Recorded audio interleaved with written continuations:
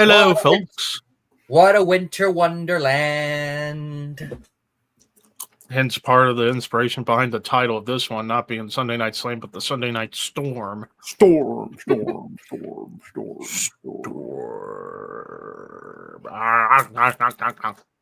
right, ladies and gentlemen, so tonight we'll be figuring out the size of Dave Batista's dick. Damn it, boss. Ask Melina. Fucking A. Fucking A, mate. But anyways, I hope everybody that's gone through the big winter storm is doing well. I mean, my area got mostly snow and just a little bit of sleet, but it's done now. So basically now we play the waiting game for it all to melt away, which is going to be a little while because it's going to get frigid this week. Yeah, Like there's going to be a couple of nights here where it's going to be below 0. Oh, Yeah. God. But anywho. So how was everybody's Sunday? Sunday. It's kind of just a lazy Sunday. No snow or ice here. Well, for me, I worked in the morning, and thankfully, it wasn't as chaotic as it has been this past couple of weeks with the storm coming in and people at work panicking, buying left and right, buying over 20 gallons of milk, over like 5 packs of waters, almost the entire freaking aisle of chips. I even saw a lady buy, and I'm not joking, like 20 boxes of the 60 count of eggs. Those big ass boxes they sell like at Sam's. Yeah. She bought them all. And sometimes I'm like, okay, if you work for like a kindergarten or like a place where you take care of kids or elder people, I get it. Or if you have like little kids, if you have a big family, I understand. But sometimes people just buy just for the sake of buying. In other words, people are stupid and need to quit doing that. Mm-hmm. I mean, luckily where I am, we don't have that problem. So yeah, but yeah. What's up, Aaron? Up, Aaron. What's up, Ace? The base. But yeah, I was just telling them right before we got started here that hang on a second. I got to send a message.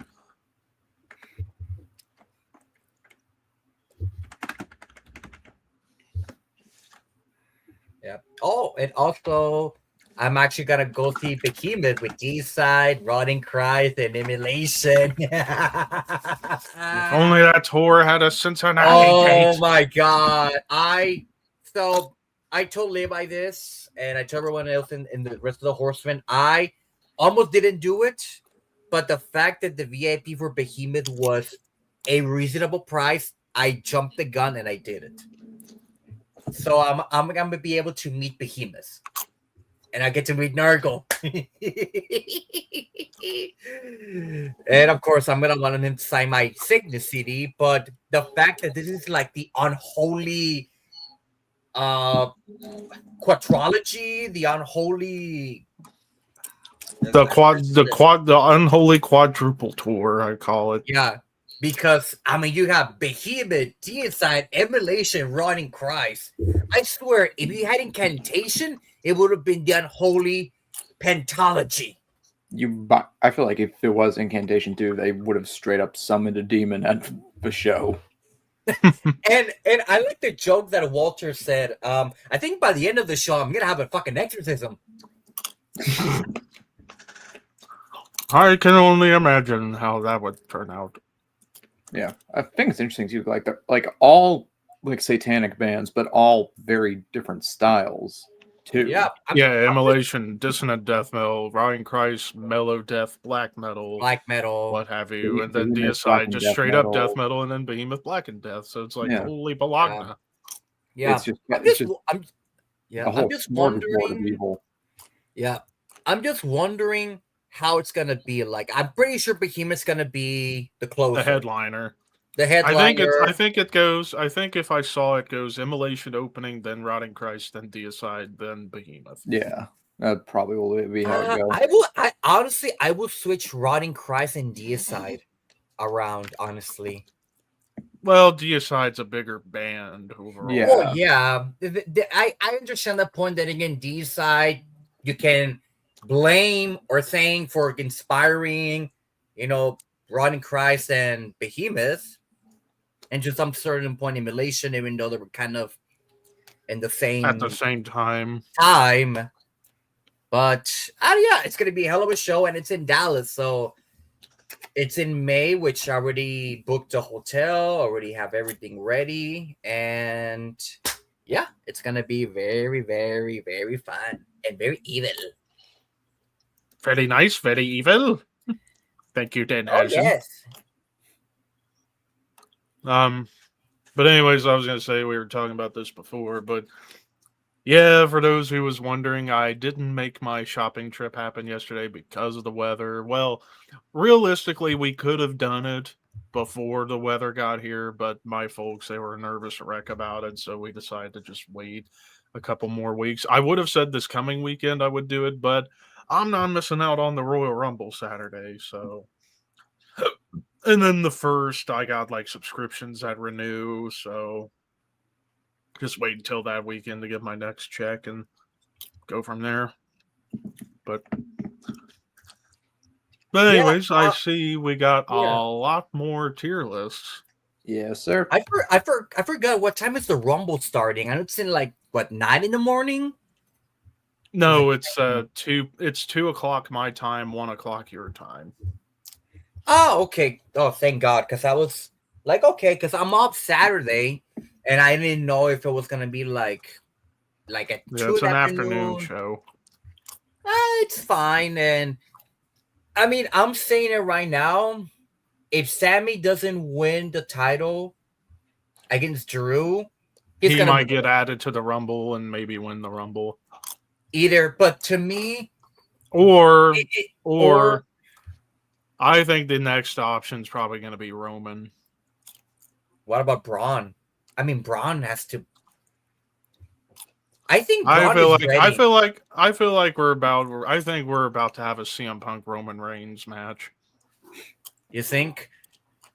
Probably. Because I know Roman has to main event one of the nights of WrestleMania. I mean, he has to. But we'll see. Punk could be probably Beatles or Beach Boys. Beach Boys. Beach Boys, probably. I don't like the Beatles. I'm gonna go with the Beatles. I like the Beach Boys, but I grew up with the Beatles more. And then Crowbar or Down. Crowbar. I mean, without Crowbar, you wouldn't have it Down. So no question about it. I gotta go with Crowbar. Even though Down's awesome, Crowbar is Crowbar. Desperately need a new Down album. Yes, we do. Yeah, yes, we do. Yes, we do. All right, we got some new tier lists to dissect and dismantle. Couple updated ones, I will say. If you want to get those out of the way first, because there's not that many updates. First of all, I did not edit any more of those. You're welcome. Thank you. I did update the biggest douchebags list. Oh boy. I think there's only 2 more after this. Yes. Okay. Who the hell is this guy? Who's that?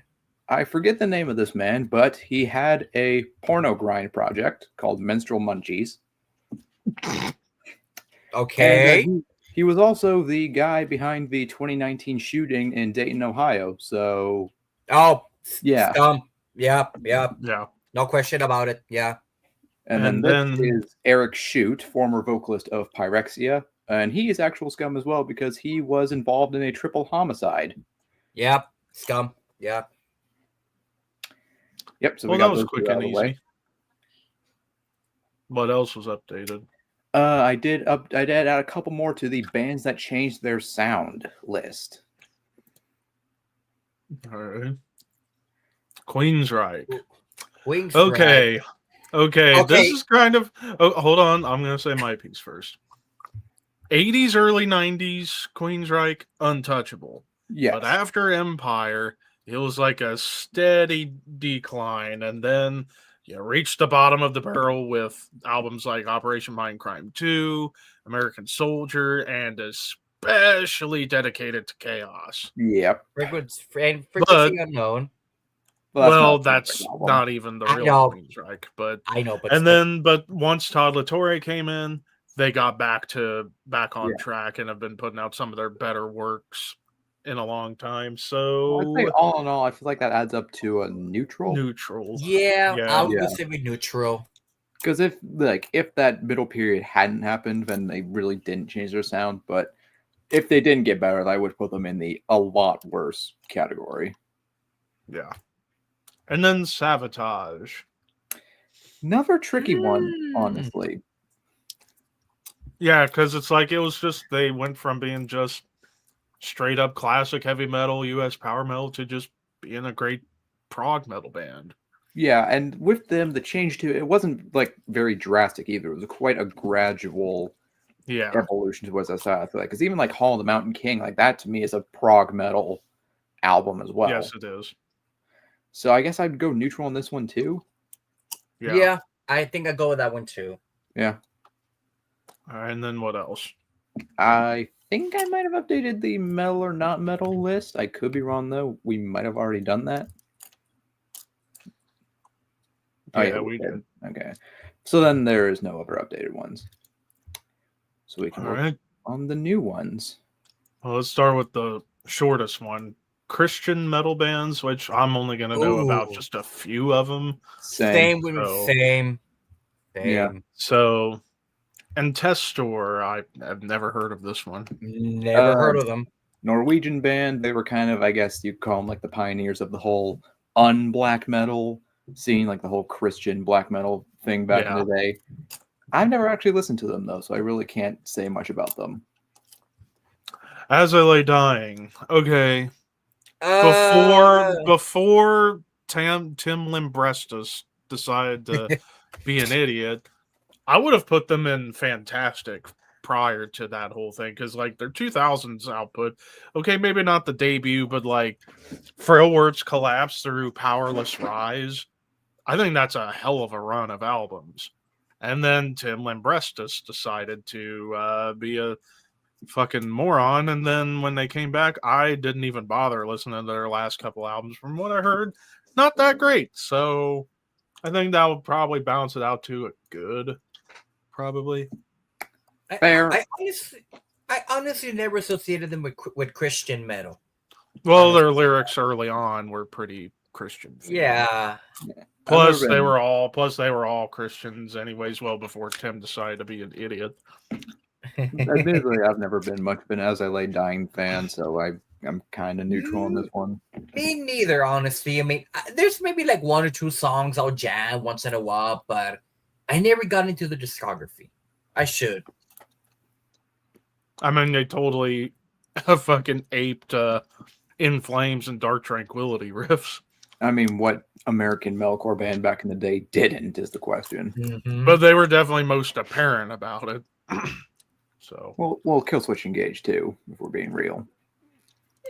Yeah. Baron Cross, never heard of. Never heard of. Never listened to them, but from what I've read, they're basically like the Christian equivalent to Judas Priest. Yeah, I'll have to check that out. Blood Good, don't know. same. Me neither. Crimson Thorn, finally one I do know. These guys basically kind of like Christian brutal death metal, pretty much. Okay. Because like they got super low gutturals, like really heavy riffs and like nasty tones and such. I haven't jammed a bunch of their stuff. It's mainly been like one or two songs, but from what I heard, they were pretty gruesome sounding. So I'll go good. All right. Deliverance. I've seen this name pop up, but I've never really listened to them. Yeah, same. I I know they're one of the Christian thrash bands. I hear they also got some like industrial metal elements too, which is interesting, but I've never actually listened to them. Demon Hunter. Oh my god, the amount of times I've seen this band come up and I just don't give a shit. Yeah, I've heard the name, but haven't really jammed them, honestly. I'll be kind and put them in okay. Embodiment. I still need to jam that first album, Yeah. Waken the Eternal, because I heard, like, of course, from the Thralls guys that that's a legit vicious technical death metal album. Yeah, like I've heard it's like very comparable to like later Gorguts. Later Death and even Voivod too. Yeah, and I've heard like their early like demos and stuff were like flat out like brutal death metal. And then I've heard also that they kind of gradually got worse with each release after that as well. So I can't really give an honest opinion on them. I wonder why. Extol. I've heard this name, never really jammed them. Same with Forsaken. Heard the name. I actually do know but I've one. never They done are from Epic Doom band from Malta. Basically, I guess Malta's equivalent to like Candlemass, but also Christian. I'd say great, honestly. Like they're a pretty solid doom metal band. A Hill to Die Upon. So basically, Christian Black and Death are like the Christian equivalent of bands like Behemoth. Yeah. The only album I've jammed from them was the last album, and it was not great. Sounds like I need to listen to their earlier stuff and really get a full understanding. I've heard from people that their early stuff is like really good, so but I can't say. Yeah. Impending Doom, basically Christian deathcore. Mm-hmm. I've only heard snippets, and it was okay, so I'll just say okay. I've never been too into those guys. Who's What that? is this? Living Sacrifice. Sacrifice. Nope. Again, I've heard the name, but never really jammed them. Yeah, I know. I've heard that like their early stuff was more like death thrash, and then they became like metalcore after that. Yeah, I know. I think Evanescence covered a song of theirs. Oh, that's interesting. At one point. Mortification, Finally. another one we know. Finally, and really, it's just the first two albums.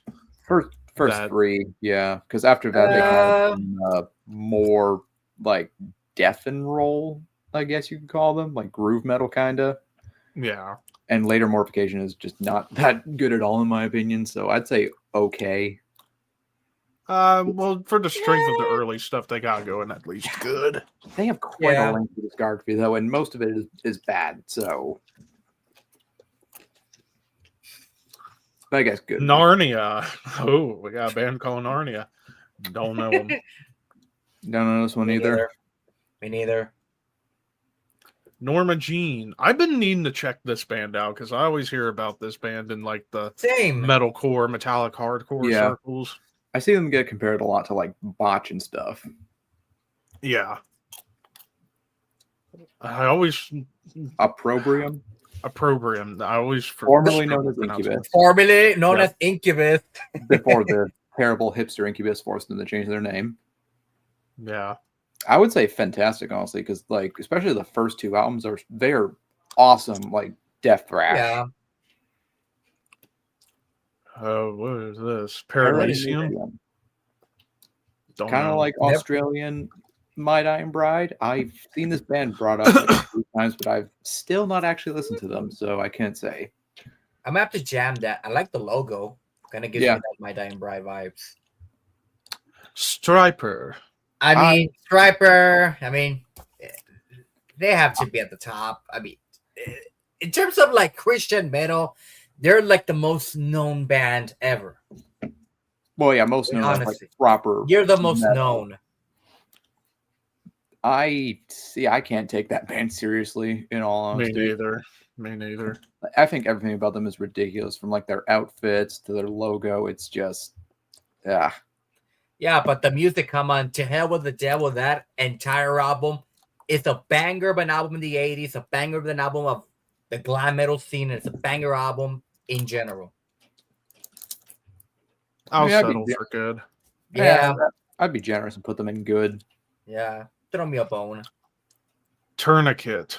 I know about this one. They're often comparable to Living Sacrifice. Yeah. I Heard think the this is name. actually. I think this is the band that I know Evanescence did a cover of at one point. I'd have to look it up. Yeah. I've I actually haven't really jammed them. Yeah, same. I know they were pretty popular back in like the early 90s about that time. Yeah. Trouble. Finally, a top tier one. Yep. Yeah, I mean, No it's further trouble. words needed. Yeah. Vengeance Rising, another one I'm actually somewhat familiar with. They're like Christian thrash metal that musically kind of feel like they could be compared to bands like Demolition Hammer. But yeah, I hear they're very inconsistent, so I guess I'll just go okay. Fair. And then finally, Warlord. Warlord's pretty solid. They are like Pretty kind of solid. yeah, heavy metal, US power metal kind of. Yeah, and they're going back on tour again. Yeah, they are. I'd say amazing. It's fair. Deliver us from all that's evil. Yeah, that whole I guess it's technically considered an EP, not an album. But yeah. that whole EP is killer. I need to get it at some point. I think it's hard to find. They gotta Same. repress it. Yeah, I needed to get my hands on that one too. Now, so far out of this, the only bands that I could remember off the top of my head that I think are missing would be Horde, which is another one of those Norwegian unblack metal bands. Mm-hmm. And I did have one, and now I just lost it. Who was it? Oh, Under Oath. Under Oath. Is Under Oath a metal band though? Early on, they were. See, I'm not familiar They were with like their early material like at all. I think it's Act of Depression. I think that was the first album. That was when they had Dallas Taylor, I think, from Maylane and the Sons of Disaster on vocals. Yeah. And like early on, from what I know, I haven't jammed it, but from what I've heard, it's like an odd hybrid of like metallic hardcore, black metal, and death metal. So, yeah, see, I'm lyrics. Associate Under Oath with like the whole emo scene. I never thought of it as a metal band. Yeah. I'm trying to remember more Christian metal bands, but I'm just thinking more Christian rock. That's like the only thing that's popping in my mind right now. Yeah, that's the thing. A lot of the bands that people bring up as like Christian metal, it's like they're not really metal bands. Like, if people say like, Skillet, 1,000 Foot Krutch, like, those aren't metal bands. Those are just rock bands. Yeah, Casting Crowns, Flyleaf, Creed. Yeah. Just to name a few.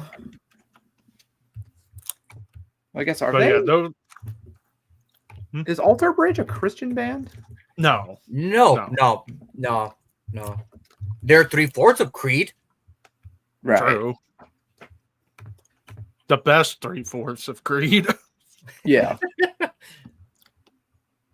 All right, well, that was Christian metal bands. And now let's go to heavy / power metal. Oh, is this like an updated version? Yep. Still a work in the progress, admittedly. But it's here. All right, well, we'll kick off with Accept. I'd very, very up and down because like their 80s work, like through Metal Heart, awesome albums. Well, then they kind of were like a little up and down until breaking up after 96. But once Mark Tornillo joined the band, at least up until the last album, they were on a hell of a run of albums from Blood of the Nations to Too Mean to Die. Like that was a great run. However, I feel like they need like Wolf Hoffman needs to let more people have input on the songwriting. I want to go fantastic, but I'll go amazing. See, my thing too is that also the first two Accept albums are really not that good. Like the self-titled and I'm a Rebel. Yeah, they're not that good. So I don't think they hit their stride until the Breaker. third album. Breaker, and then most especially Restless and Wild, Balls to the Wall, and Metal Heart. So so I would say it's amazing, fair for them. Angel Witch. Angel Witch is a frustrating one because that first album is so damn good, and then after that they come nowhere close to anywhere near that level of quality that album was. I put him at good. Yeah. because man, that just because that first album is so damn amazing, and then everything else is like Ooh. decent at best. Anthem. Oh. I'd say Ooh, top tier ooh. for Anthem. I think top tier. Yeah, they might have like 1 or 2 albums I'm not a fan of, but consistently, they're fucking rippers. Yeah, All of them. and with how many albums they have too, it's insane how consistent they are. Especially with Domestic Booty. Yeah, I Alright, love that. Anvil. Crap. Same thing with Angel Witch. They have pretty good run in the 80s, and then after Metal on Metal, See, After Forged in Fire, it's like, did they though? Did they ever have a good album? Because I don't think Metal on Metal or Forged in Fire are even that good, to be honest. I Like, think they're very good. they're okay. I think they're good. I would put them in okay at best. Yeah, Because man, even if I mean you that's where I was gonna put them, anyways. yeah. Because I mean, dude, Anvil they have so many bad albums. Yeah, They have a fucking song called "Shut the Fuck Up," and they repeat the phrase "Shut the fuck up" 41 times in that song. Are you kidding me? anyways, I forget the name, but it's a Russian band that sounds Aria. like Maiden. Aria. Yeah.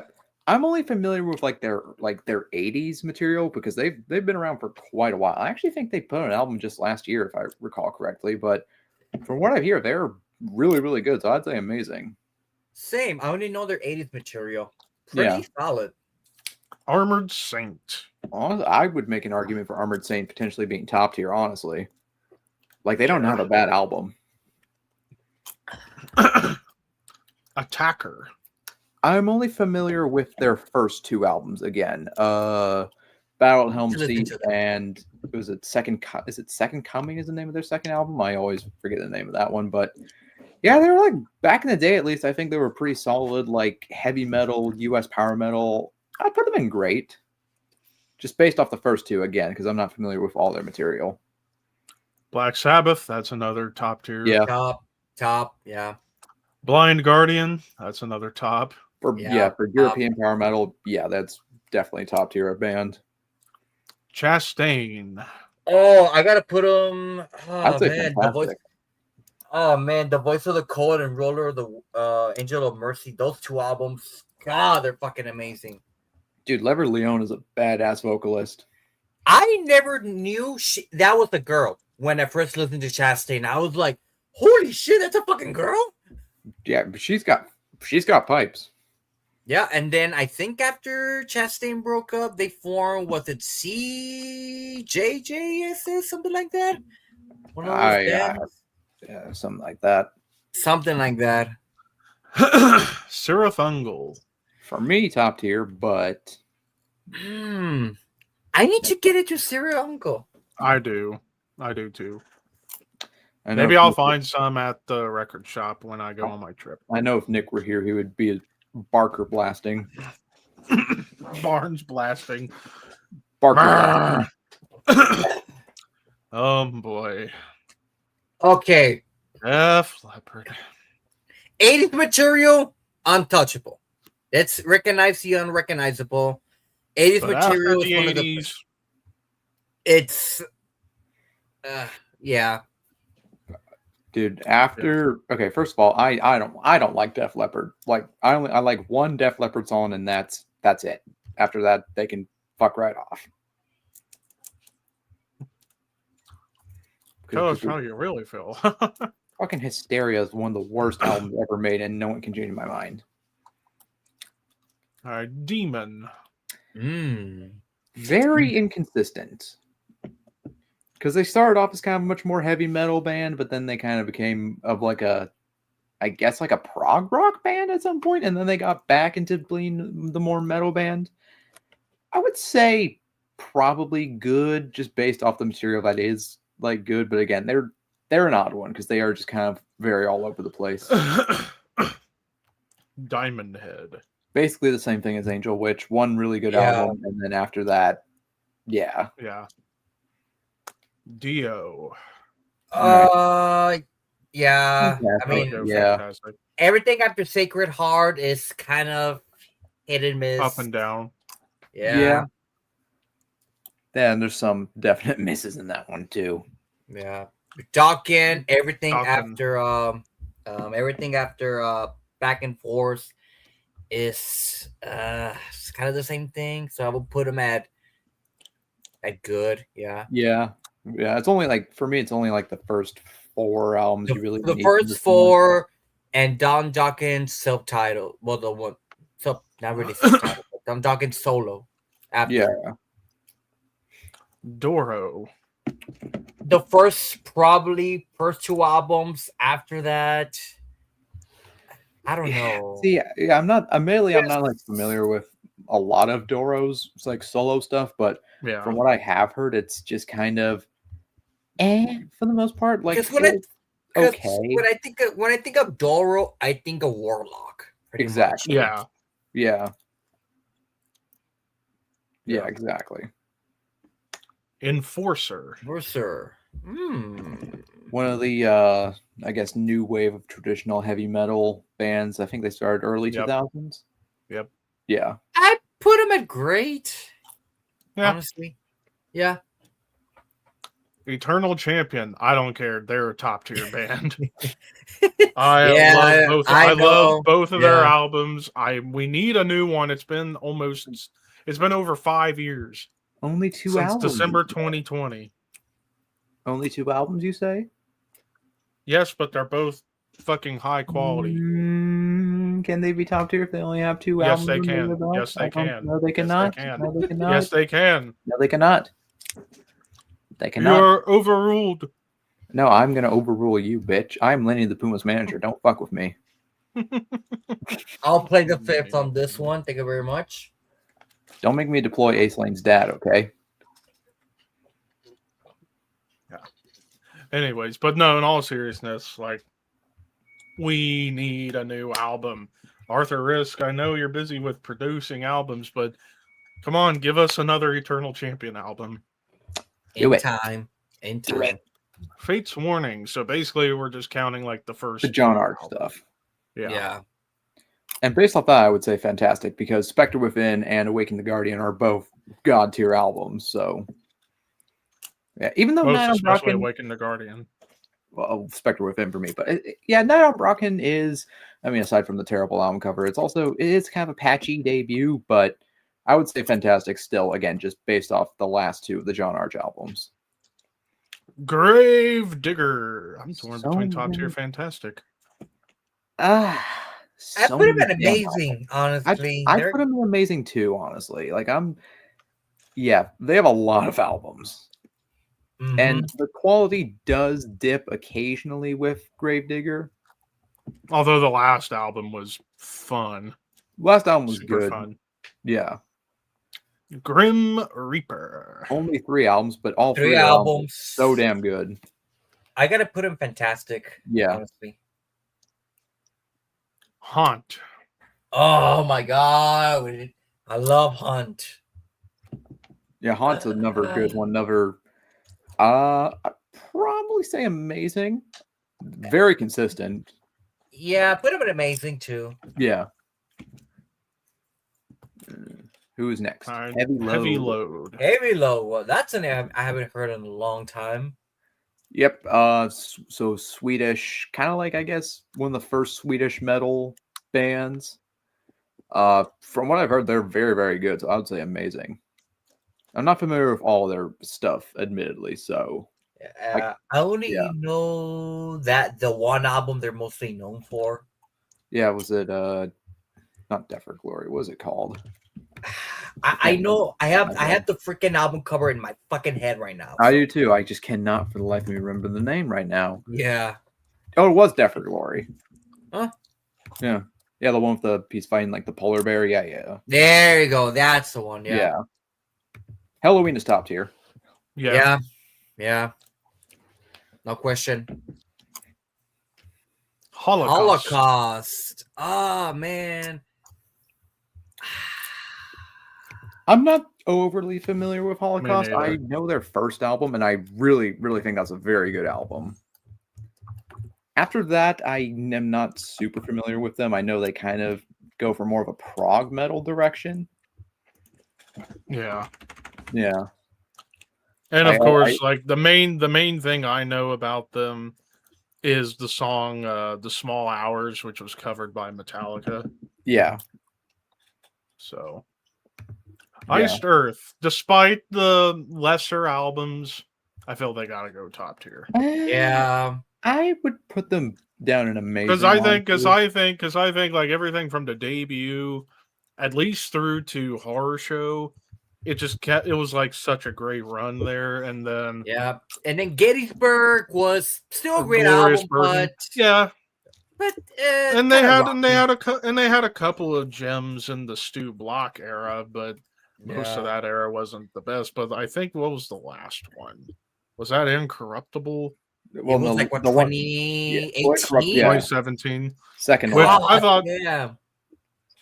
which I think was a pretty solid one, but yeah, there's just only a couple in between, and then whatever I the think hell that it's- spoken word one was Meredith last, Soundscape, wasn't. which is one of the worst Yeah. things I've ever heard. Yeah, we gotta get a new Ice Earth eventually. It's been I couple of years.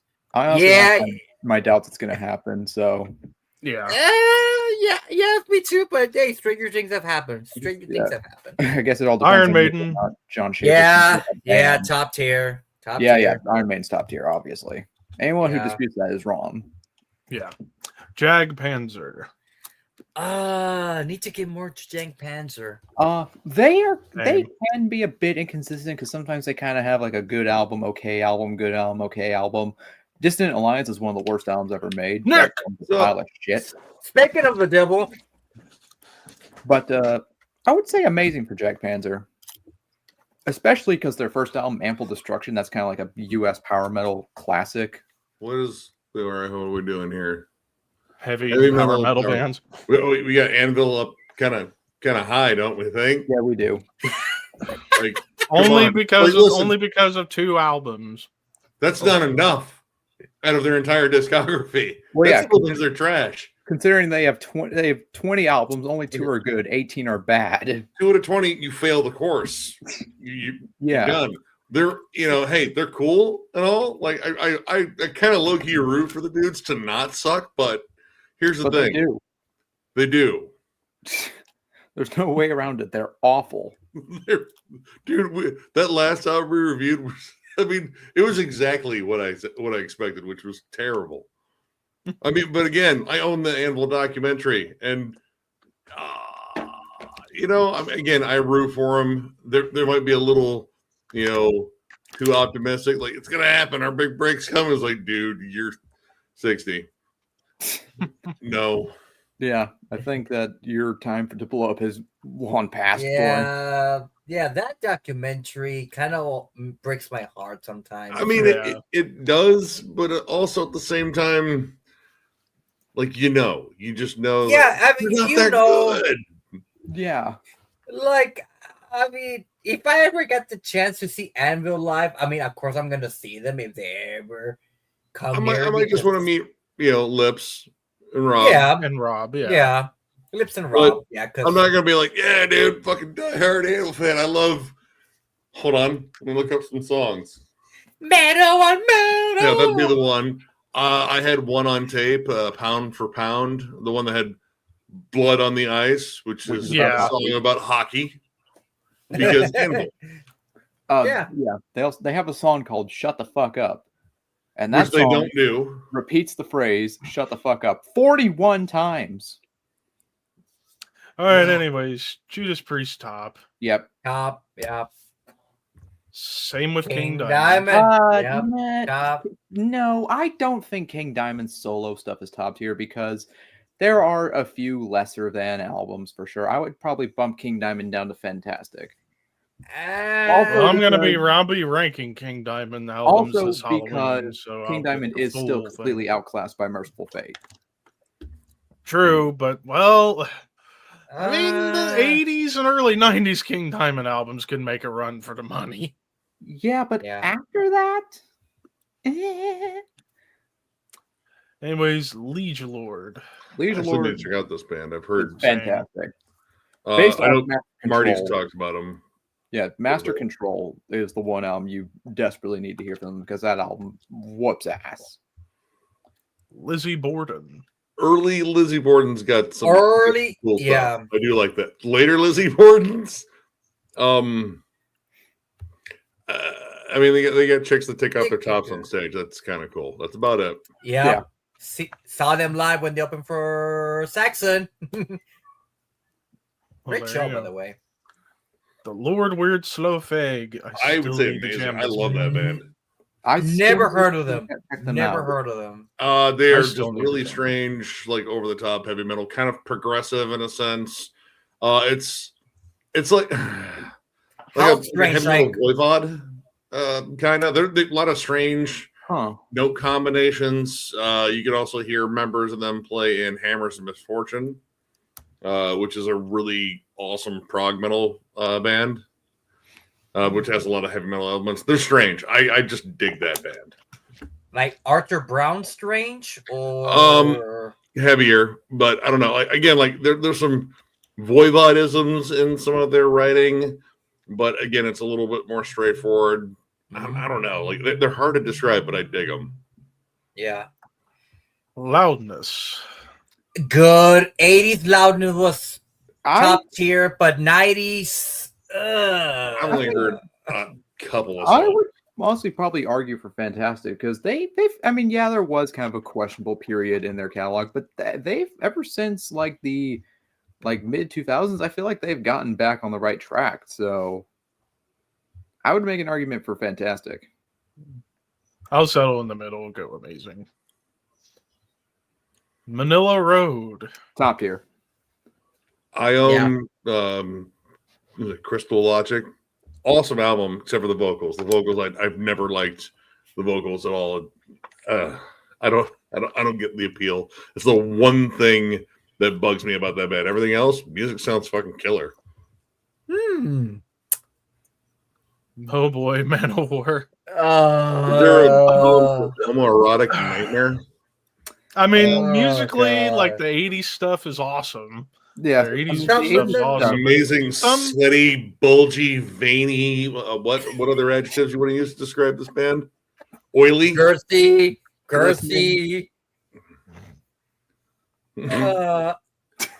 Smells like the locker room at a gym. Oh yeah. What does it smell like? I would- Ass?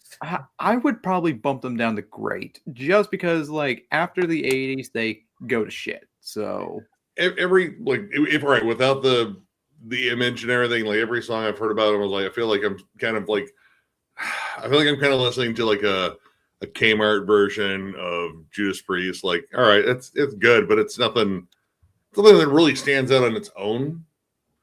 And again, the image played a lot of like a big part in there. I think a big sweaty veiny part. Anyways, Merciful Fate's top. Yeah. Top. Oh god. They just put trash. Like they have like what one Oh. good album, I'd say at least 2. 3. 3. listen, their best album What's the is third the one? self-titled album, which sounds nothing like Motley Crue. Yeah, But I still like that self-titled. but it's honestly it sounds more like Soundgarden. So let's just Yeah, put exactly. Soundgarden on here and put them really high, and just forget that Motley Crue is even on here. Yeah, I would also like to point out that You're being way too kind. I would also like to point out that on the archives, one of their musical themes is listed as girls/women. So take that for what you will. Yeah, Typo. that is a pedo bear approved band. Yep. Yeah, didn't like Vince Neil talk about like hooking up with like 15-year-old chicks?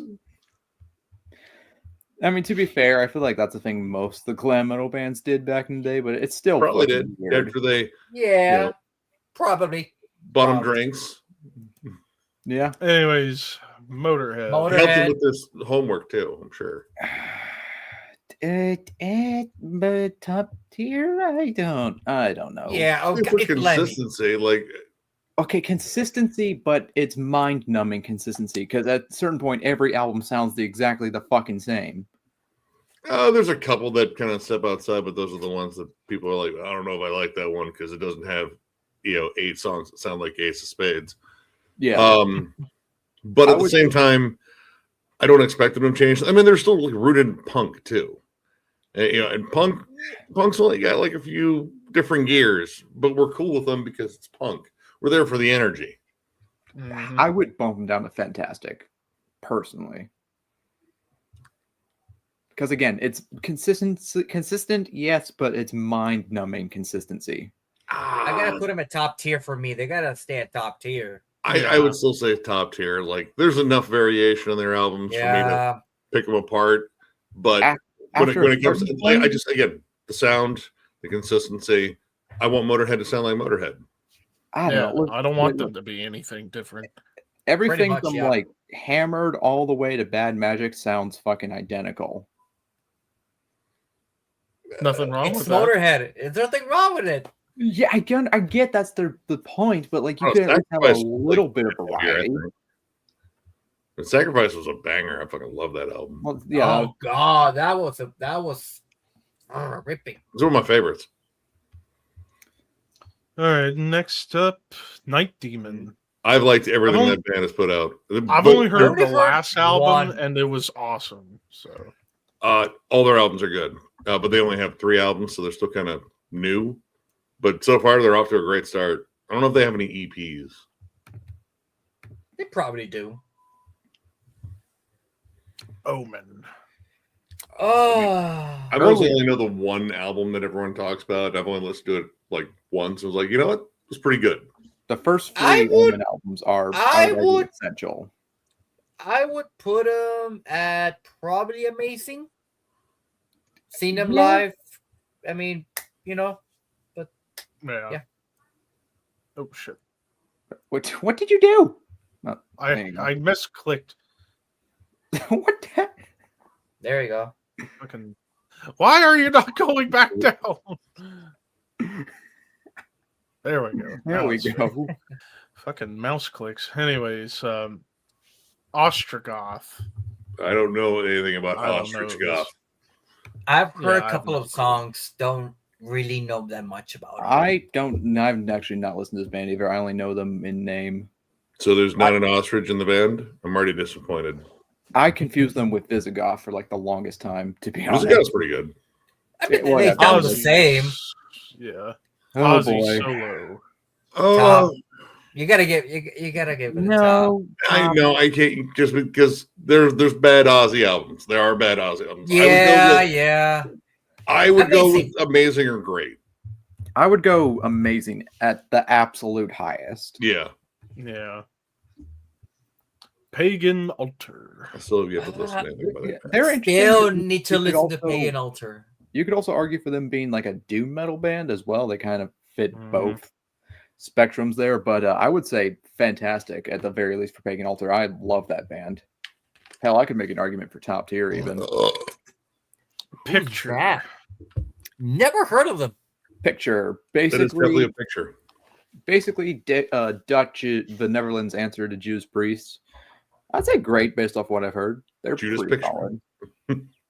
I've never heard of that band. That No, not they're really like pretty solid. the most bold logo either. No.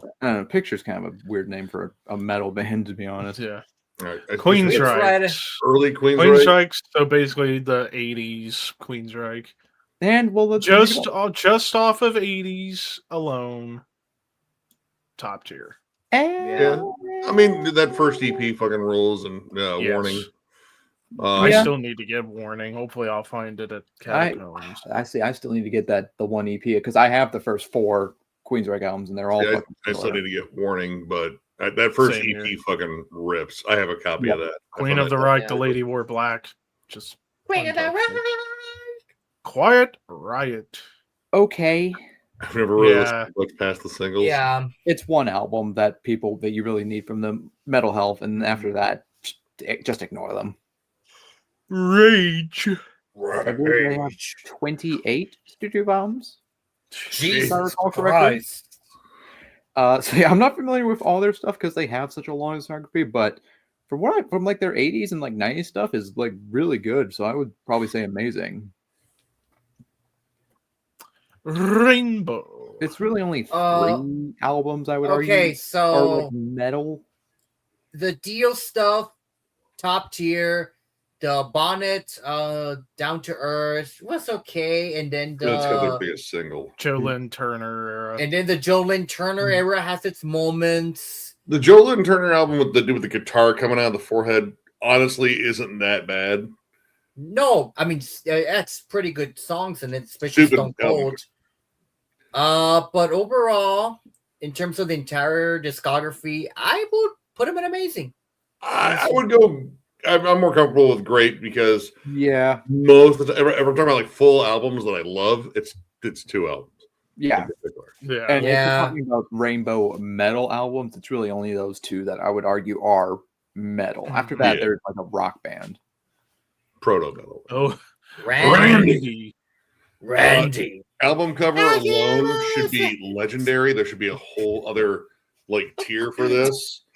For that Is it the size one? Is it? human or whatever it is, the mutant Is Brussels it like a sprout. green, Yep. a green alien or something like This. that?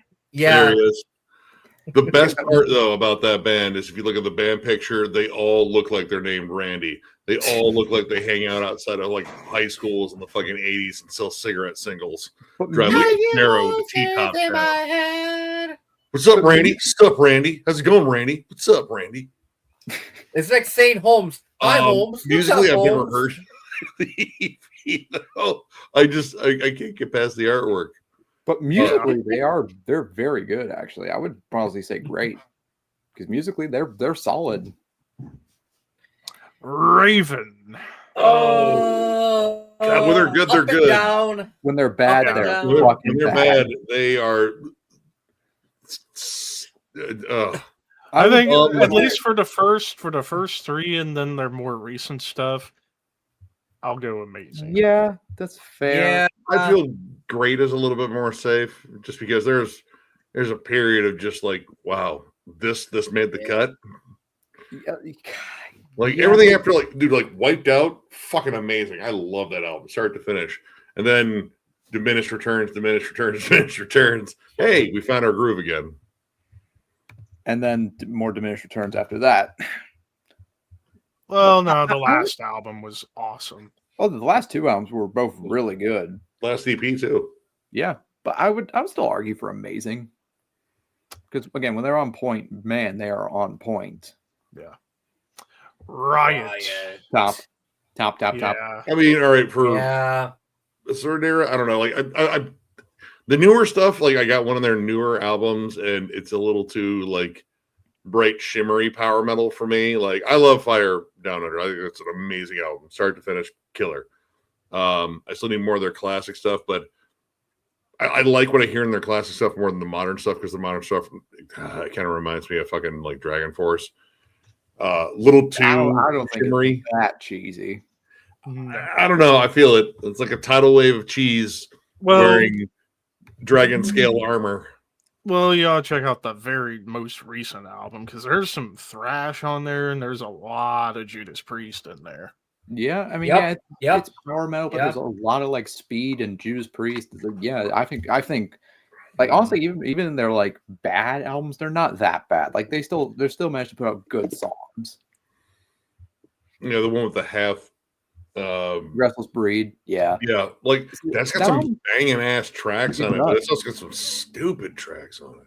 But dude, I mean, the song "Lone Shark" alone. Yeah, for dude, me is Lone my Shark's a favorite thrash album. song. Yeah, Yep. Amazing live. Amazing band live. Just all right. Just trying to pour some popcorn kernels into a bottle so I could just throw it in the trash. All right. I missed. Whatever. Kobe. Anyways, Running Wild. top. I'm torn between Top. I'm Top. yeah. Top. Yeah. So you have to really dive into that band. In terms of I'd like, like to get- German power metal, they're like them next to Halloween. They're one of the grittier power metal bands. Like I feel like they're Yeah. kind of like if like Judas Priest was a power metal band but had some grit to it. Yeah, I don't know. I know they love pirates. and they are the best metal band. that's And seen we that got time. a boss peanut butter in here. My voice is shot. I don't care. And Running Wild is the best metal band to have lyrics about pirates. Sorry, Elstorm. Nope. Even though I like Hailstorm. I Even figured though I you- like you I showed like up at the end of Hailstorm. the game. So Seattle Samson. and the Pats.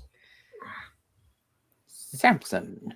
The Samson, or am I thinking of Yeah. another Samson? The The- Samson with Bruce Dickinson. Yep. Yeah. Okay. You're thinking of Elias Sampson. Anyways, Um.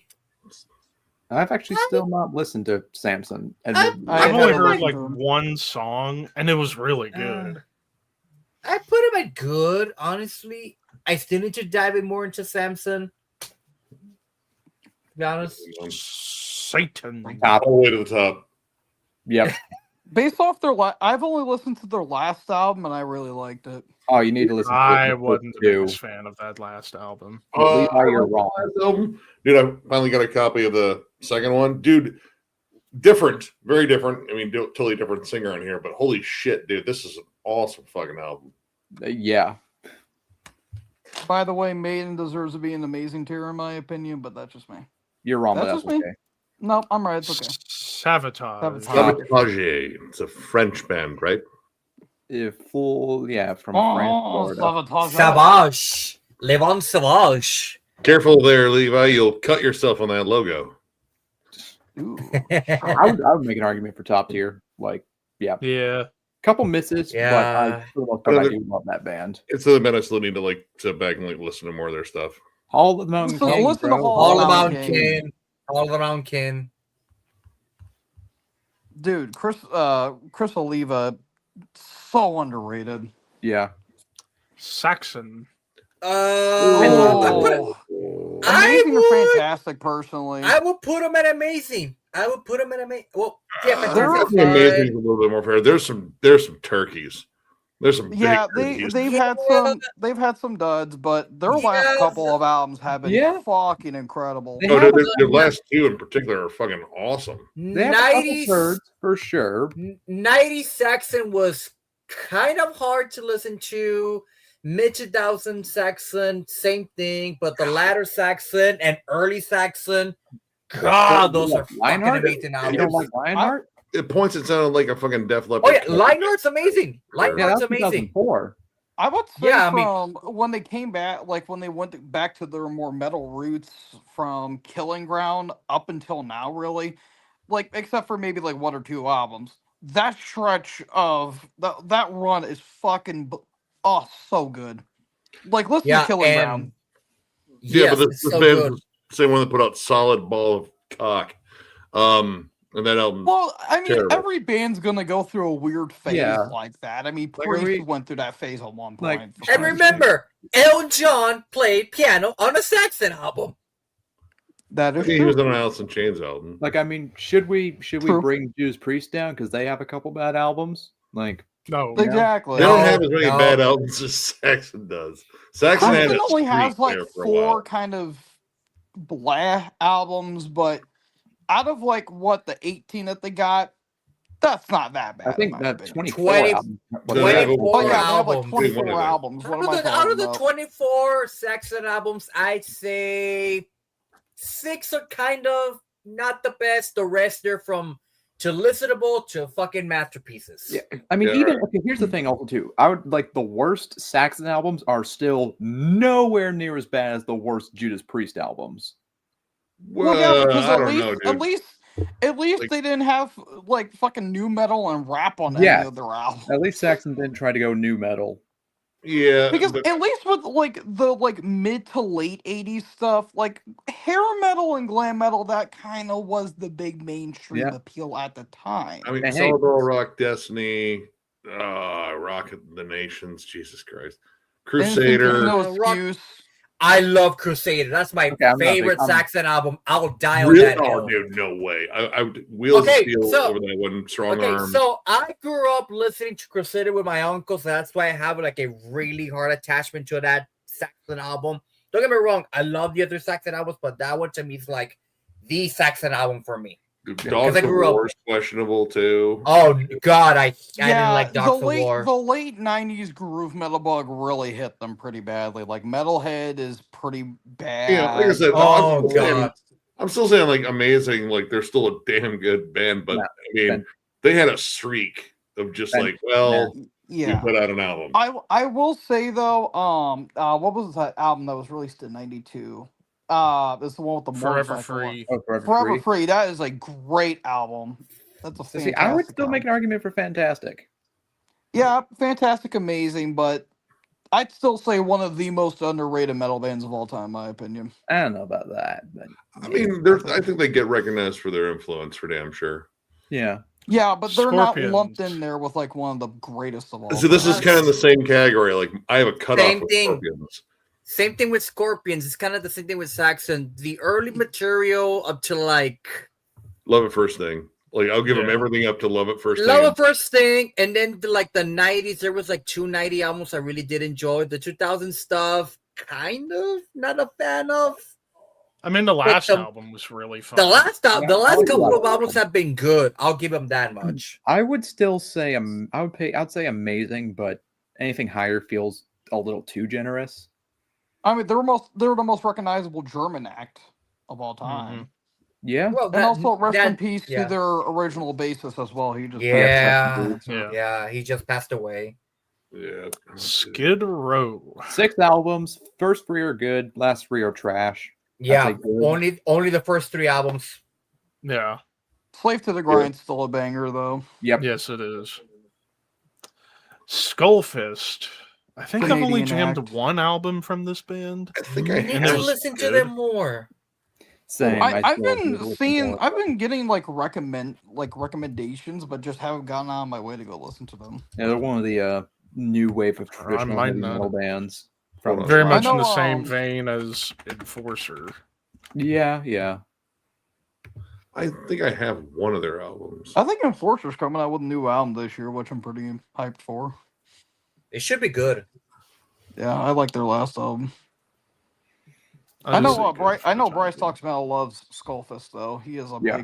big fan of that band. Sortilege, Sortalige. aka Chuck Schuldiner favorite band of all time. I still get to I listen to still them. I need know to jam them. Jeff I need to fucking listen. loves that D- band. I haven't listened to them. Yeah, same. I know. I believe. Correct me if I'm wrong, but I believe Arch Enemy covered one of their songs on their last album. If I Oh, recall. yeah. Oh yeah, I forgot Yeah. that one. Yeah. It's I have it right here actually. Yeah, I remember the song now, but I've never jammed their stuff. Yeah, before, Viva. so- Oh no, it was Blaspheme. Sorry, not Sortilege. Never mind. No, Viva Libre. Viva Libre. I think it was that one. The only French Stradivarius. heavy metal band I own anything by is ADX, which pretty fucking solid one Are album. they, are they French? ADX? Oh, they are. Okay. I was thinking of someone else then. I mean, all their lyrics Anyways. are French, so they're really trying pretty hard if they're not. Anyways, That- Stradivarius. Top. Yeah. Well, you got- Yeah. Jam you got- more of them, but I have heard. Yeah. From what I have heard, it's fucking incredible. I've Yeah. only heard one of their albums. I need to jam the rest. Oh, Hell, dude. I might go after some Stradivarius on my trip. There's like 1 or 2 albums that are kind of just but for the most part, they're fucking very consistent. And Timo Kultipelto is like one of the best metal vocalists ever, in my opinion. Mhm. The Sword. Not the sword, just sword. Yep. Ah, Yeah, Sword. Sword's fucking awesome. They're basically Canadian Armored Saint, I guess you could call them. Or like kind of like Metal Church, but not as thrashy. I would say fantastic. Only 3 albums, but they're all really damn good. Especially the debut album Metalized, which is Yeah, I heard that's a. I've always see that like album get recommended on my Spotify. I just haven't gone on my way to listen to it. Oh, it's so good. It's so good. Tank. Tank. Tank rules. Well, I suppose it depends on which version because there's 2 Yeah. different versions of Tank. You got I think hits and misses up and this is down. the new wave band, the new wave of British heavy metal band. Well, there's Yeah. still Um, it's the same guys, but they have 2 different versions of Tank. One Yeah. has a red Oh. logo, one has a yellow logo. Which They is don't con- Well, call this them is the like red Tank logo AC one. or Tank AD. But they're I pretty think, damn good. yeah, I I like. think Eddie Clark, I believe, produced one of their albums. I think. I think Because that's right. yeah, because they were touring with Motorhead at that time, and they were Yeah. trying to That sounds about be right. big. But And plus, I know Sodom loves Tank. They've covered 2 songs. Yep. Don't they walk away. they they're did a both tribute awesome to their covers. founding member as well on their last album. Tokyo Blade. The infamous band with the Oh. chewing gum booger testicle. Oh, Thank that you. thing. I feel Heaven like putting is him down to the bottom hell. just for that album cover seems almost fair. I mean, it's really only the first 2 Tokyo Blade albums you really need. After that, they're kind of Yeah, just whatever. pretty I would say much. okay. Yeah, it's only the first 2. They've that got you what, really like need. 30 albums or some shit.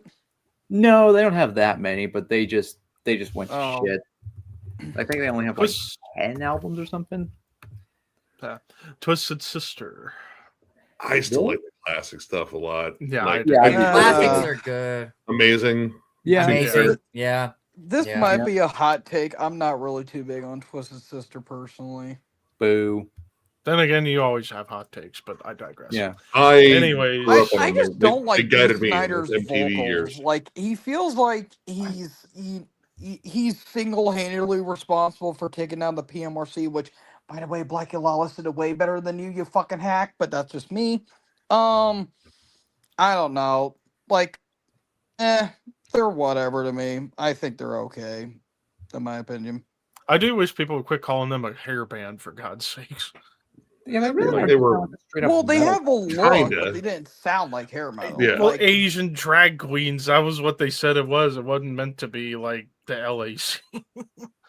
I feel like they, if anything, they were well, trying I mean, to make Doc fun can of the dress LA up like scene. fucking. Yeah, if women, and anything, they were making fun of it, and musically, they were just so much better than most of And them. Yeah. for the record, Frank Zappa's take on the PMRC is the best. I don't know. John True. Denver was pretty good too. Tigers Also, of I do Pantang. want to say, Tigers, all right. with- Tigers of Go ahead. Pantang, there's one album I absolutely love by them. It's the blue Spellbound. cover one. Spellbound. Yeah, It's awesome. Start to finish, great riffs, great melodies, almost kind of power poppy, almost like heavy metal and Cheap Trick. And then everything else I've heard by them is just kind of Even There. Wildcat, their first album. Wildcat's a good album. Wildcat's all right. That one album though is legit. Yeah, they but have everything shit else ton of I- albums though. For good, because I feel like they're like, yeah, there's definitely again a middle period where it's like, what the fuck is going on here? But honestly, their last few albums I thought were pretty decent. I haven't So listened to anything recent, honestly, but the album after the one I'm thinking of, the one with that actually I think had like a caged cat on it, it just sucked. the cage, the cage is not. That's one of their bad albums. Oh, bad. Venom. I'd say amazing. Oh, we're talking about the I mean, entire. Are we talking about the entire or Yes. just everything until At War with Satan? Because if it's after At War with Satan, See, I haven't listened to a lot of that. Hold when it's on. like- Not everything after with At War with Satan's bad. There's No, actually there's some some good gems in stuff. there. Like I would argue, Primeval's a very underrated album. What the fuck did you do, Levi? what the? My team speak popped up. This boy. All right, we're back. Anyways, That boy, right. I'd argue good. Okay, I mean, They're influential as hell. Yeah. I mean, oh yeah, but it's mostly the first 3 albums. Like that's the one. they're we're talking literally Yeah. Satanic Motorhead for God's sake. Yeah. So there's that. But no, But- like I haven't listened to a they're- lot of the Demolition Man stuff. Yeah, see, I I'd would argue- say like the first like a couple of their albums in like the mid '80s, I think are really damn good. Like Calm Before the Storm, I think is a really damn good album. And Primeval, Possessed. the first one Primeval. with Tony Dolan, great fucking album. Primeval's Everything else I underrated, haven't yeah. really listened to yet, but from what I have heard from some people, I have heard it's actually pretty good. So I'm willing to Yeah, check them out one day. Dude, their last album was not that good at all, though. Like the production on that album was awful. I think was it Storm the Gates. I actually have Yeah. that album. The production, And on that yeah, album they was had the whole awful. legal battle bullshit. Who gives a fuck? Who Yeah. hasn't been in a legal battle at this point? But I mean, Black Metal, Welcome to Hell. I mean, come on, those 2 albums alone. I I really like At War with that's Satan, too. probably my favorite of that bunch. What we're saying is one title track and everything else is Also good. Yeah. Also, meh. good. Anyways, It's- Vicious Rumors. I only know about this band because they got booed out of a club here in Toledo because they decided to fucking attack the sound guy and call him a piece of shit. So the entire club pretty much threatens like, listen, you better leave, otherwise you ain't gonna be able to walk out of here. We will fuck you up. Don't mess with the east side of Toledo. That's all I'm saying. Got it. But that's all I know about. I've never really actually jammed their music. Well, the last album, I've Yeah. only heard one album, and it was the last one, and it was really good. So. Yeah. I'd say amazing because I think, especially their early material, like first two albums are again U.S. power metal classics in my book. Yeah, I do really like that band. Virgin Steel. I still have not listened to anything in the way of Virgin Steel. I have I've watched. heard, I've heard their early material is fantastic. I heard everything like after the 2000s is ass. I have watched some incredibly cheesy, like unbelievably bad music videos by that band. I can't say it because I haven't sat down and listened to a single one of their albums because I just don't want to because everything I've heard is like, you know what? No. Their vocalist before he decided to pull an Ozzy and make it all auto-tuned. I heard he had a great voice from what I have heard. So I really that's all I can really say about it. So There we go. That's fine. sure. Virtue. I don't know. I've never heard of that band. Never heard of them. Either. They were, kind of one of the new wave of British heavy metal bands, one of the more obscure bands come out of that whole scene. I'm not familiar with. I think they only have like a demo and like an EP or something. But musically, yeah, from what I've heard, it's actually very, very good. So I'd also say great. Okay. Okay. Visigoth.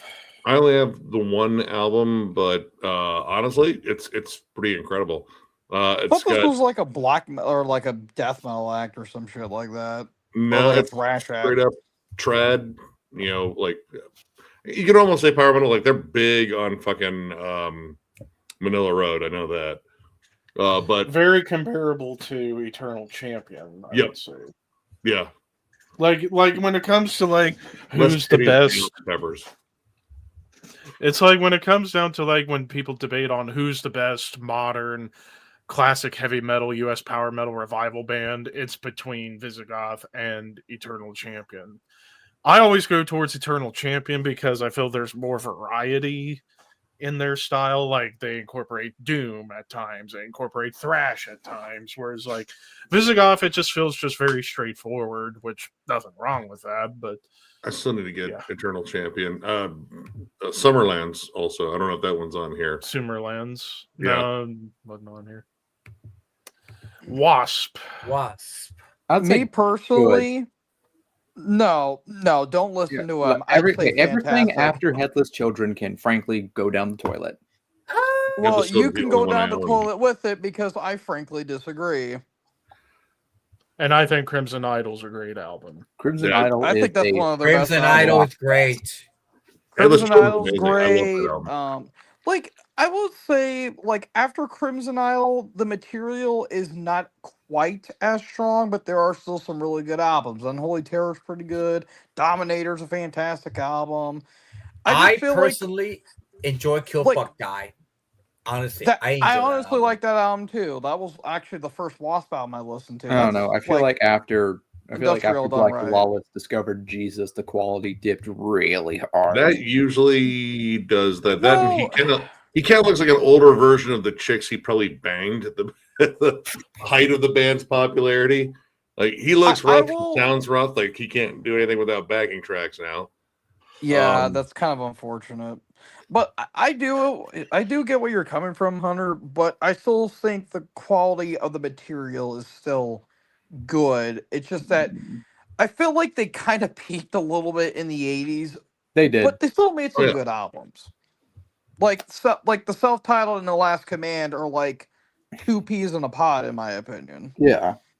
Then Inside the Electric Circus was kind of just all right, but then fucking Headless Yeah. I Children was wasn't too huge on that one. masterpiece. It's not bad. There's not an album in that discography that I didn't think was flat out bad, but there was like some weaker albums. Anyways, Warlock. Doro before Doro. Yeah, Yep. Doro. I was gonna say Doro before Doro. I gotta say, I gotta put them at good. They're better than Doro. I'm sorry. I mean, I would It's honestly like- bump them up to great. Like I think it's kind of they're it's kind of like really I said. When I think of Doro, I think of mostly Warlock. Honestly, yeah. I think of tight leather pants.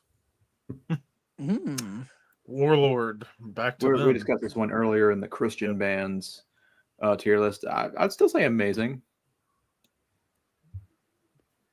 And then Witch Cross.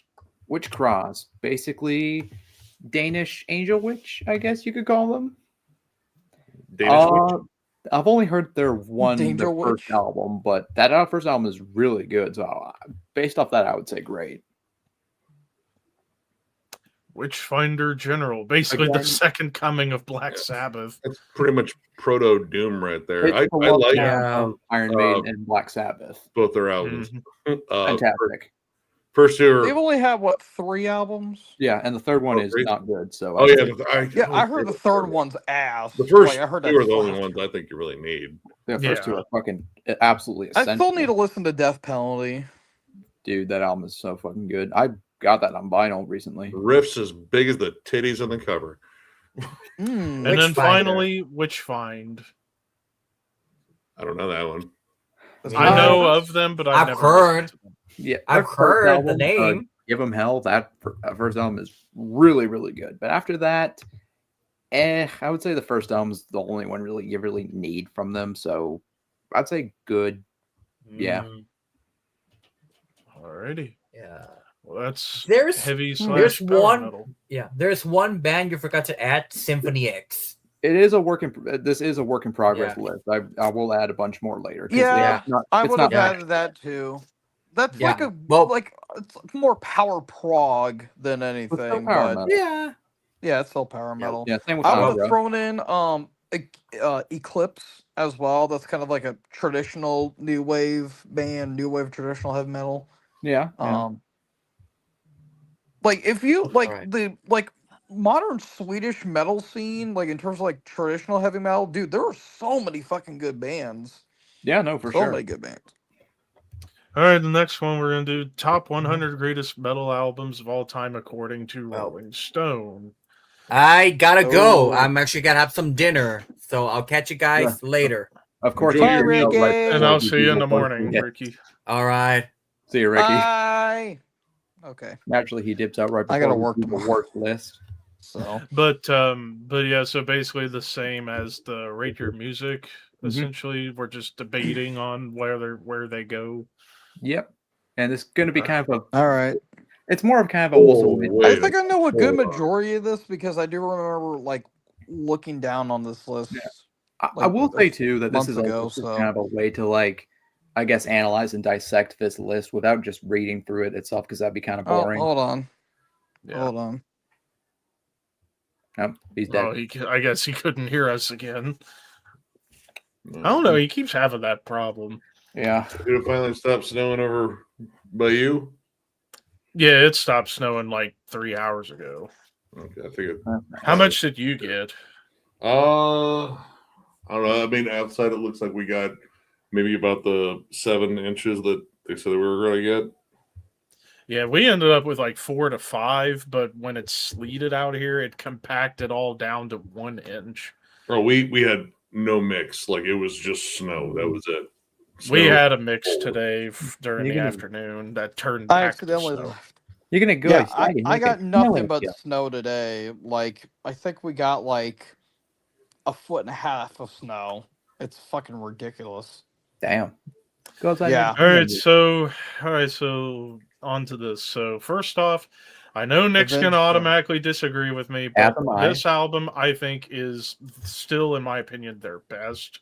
Even though I'm a Same. bigger Wake and the Fallen fan, I will admit I'm a bigger fan of Wake and the Fallen. But objectively, I think City of Evil is an improvement in the sense that I they think it's decide. What It's is it? their best One of the musically, 100 because- greatest albums of all time. That's my thing. Like Yeah. in No. terms of just Well, what was metal, you just gonna say, boss? this was their big transition album. Like this is where like the big Iron Maiden melodies really came in. They kind of got away from the more like metalcore sound. Yeah, basically Granted, because M Shadow's vocals still aren't great. No. but they were better But back then than they are they- now. That's, Yeah, like I, Shadows. At Like, least his more mid-range vocals his mid to are low actually not range is bad. his mid to low range is good. It's just Yeah, I will think- agree, I think especially it's now good, but his when he higher tries to range go needs to just high, stop. bearing It down on a literally- dry it- turd. it literally sounds like his nuts are getting skinned off. It's a little distracting at points. But I It will say is. musically, it is their best album. And plus the Andy Wallace production's pretty good too. Dude, I mean, it's- Blinded Well, I in think- Chains, fuck, those riffs are good. Blinded in Chains, that's actually, if you ask me, like a very big deep cut. Like that is straight up thrash metal, that song. That is a straight up Oh, yeah. thrasher. But I love this album because, yeah, like we just said, they basically decided, fuck being a metalcore band. We're sick of being in that scene. Even though, because even like M Shadow said himself that, yeah, musically, they were never comfortable being considered a hardcore or a metalcore band, even though a lot of the bands they were coming up around, like Bleeding Through, 18 Visions, As I Lay Dying, they were friends with those guys, but musically they thought, we're way more punk and way more metal than these guys, musically speaking, in terms of influence. Because really, when you think about like 18 Visions, most of their influence is going to be more hardcore. Yeah. Whereas with Avenged Sevenfold, they'll flat out say like they were inspired by Priest, Maiden, Sabbath, Metallica, Megadeth, Slayer, Pantera, Sepultura, At the Gates, Dream Theater, but also Bad Religion, The Misfits, NoFX, and old AFI. I mean, well, no, 18 Visions was definitely influenced by AFI, as well as like a lot of glam metal too, but different band. All right, Yeah. my thing is like, all right, 100 greatest metal albums of all time. Yeah. I That- don't. that's my Well, thing. to be fair, this like list came out like years ago, so Yeah. you gotta take into Probably consideration. like 15 years ago, I would assume. Or Something no, because like I see that. Sunbather here, so Even it had to have more. been at least 10 years ago. So Let me find out real quick. This article released. And also, it did sell a lot of copies. Like it's Well, not it like did. the if most that's sold out the album. case, then 2017. this should be totally based on album sales. Well, well, that's with Rolling okay. Stones, though. Whatever All right, sells the all most. right, Because all I mean, right, all right, McDonald's sells a lot of burgers. It doesn't mean the fucking food's any good. Yeah. Okay, That's well, 'cause of the hang on. marketing. How do I go about this? Oh, Okay. man. Yeah, I don't think like if we're talking like 100 greatest metal albums of all time, it's like I personally think you could make an argument it would be in between like the 91 to 100 range. okay, yeah. This is I will keep in mind this is sorted like from 100 to 1, so this is 100th on the list. Yes. Then I would agree that it should be on the list, but Is it low though? on the Because like, list. how many bands like do you think were directly influenced by Avenged Sevenfold? They're like, yes, we love Avenged Sevenfold. We want our music to sound like Avenged Sevenfold. I mean, Not granted, many, I don't think. I mean, well, there's some, but I'll admit some of the bands that were inspired by Avenged Sevenfold did their sound in the wrong way, absolutely the wrong way. It's I like think this they were isn't this influenced is by the not. bands that influenced Avenged Sevenfold's change. Like this might have got more attention on like classic heavy metal bands and even like thrash bands. This came out during the new wave of American heavy Mid-2000s. metal thing. Yeah, Yeah, that whole weird which period. definitely fit in that time period. Even though, They like, were like the Yeah. lighter side of it. Like, I mean, I think of that. I think of like Lamb of God, God forbid, Trivium. Mastodon, even maybe. Trivium. Yeah. Yeah. Well, I mean, like, because again, with their influences, like having a bit of a root in classic punk, you're going to have, like, there are even spots where, especially when they do, like, vocal harmonies with, like, Zachy and Sin and Johnny, you can definitely tell they listen to a lot of Bad Religion when they do, like, the vocal harmonies on some songs, like Burn It Down, for example. Yeah. That's got a bit of a Bad Religion vibe in the chorus, even though musically it's so far removed. So for me personally, I want to go at I'd say least fantastic. amazing. I'm gonna go amazing Well, That's because all even right. I'll admit, Waken the Fallen, I prefer, But this is basically like Slayer. I prefer Hell Awaits, but objectively, Rain and Blood is their No, best. I would say put it down in great if you want to split the difference. Yeah, because I would say it's more on the Fine, Okay. fine. Good to You okay can right have your cake. Yeah. All right, There, you but boys even though I happy? will, even though I will, even though I will admit, I think they got more adventurous, particularly with the stage, where they decided to just become a prog band, and I love that album.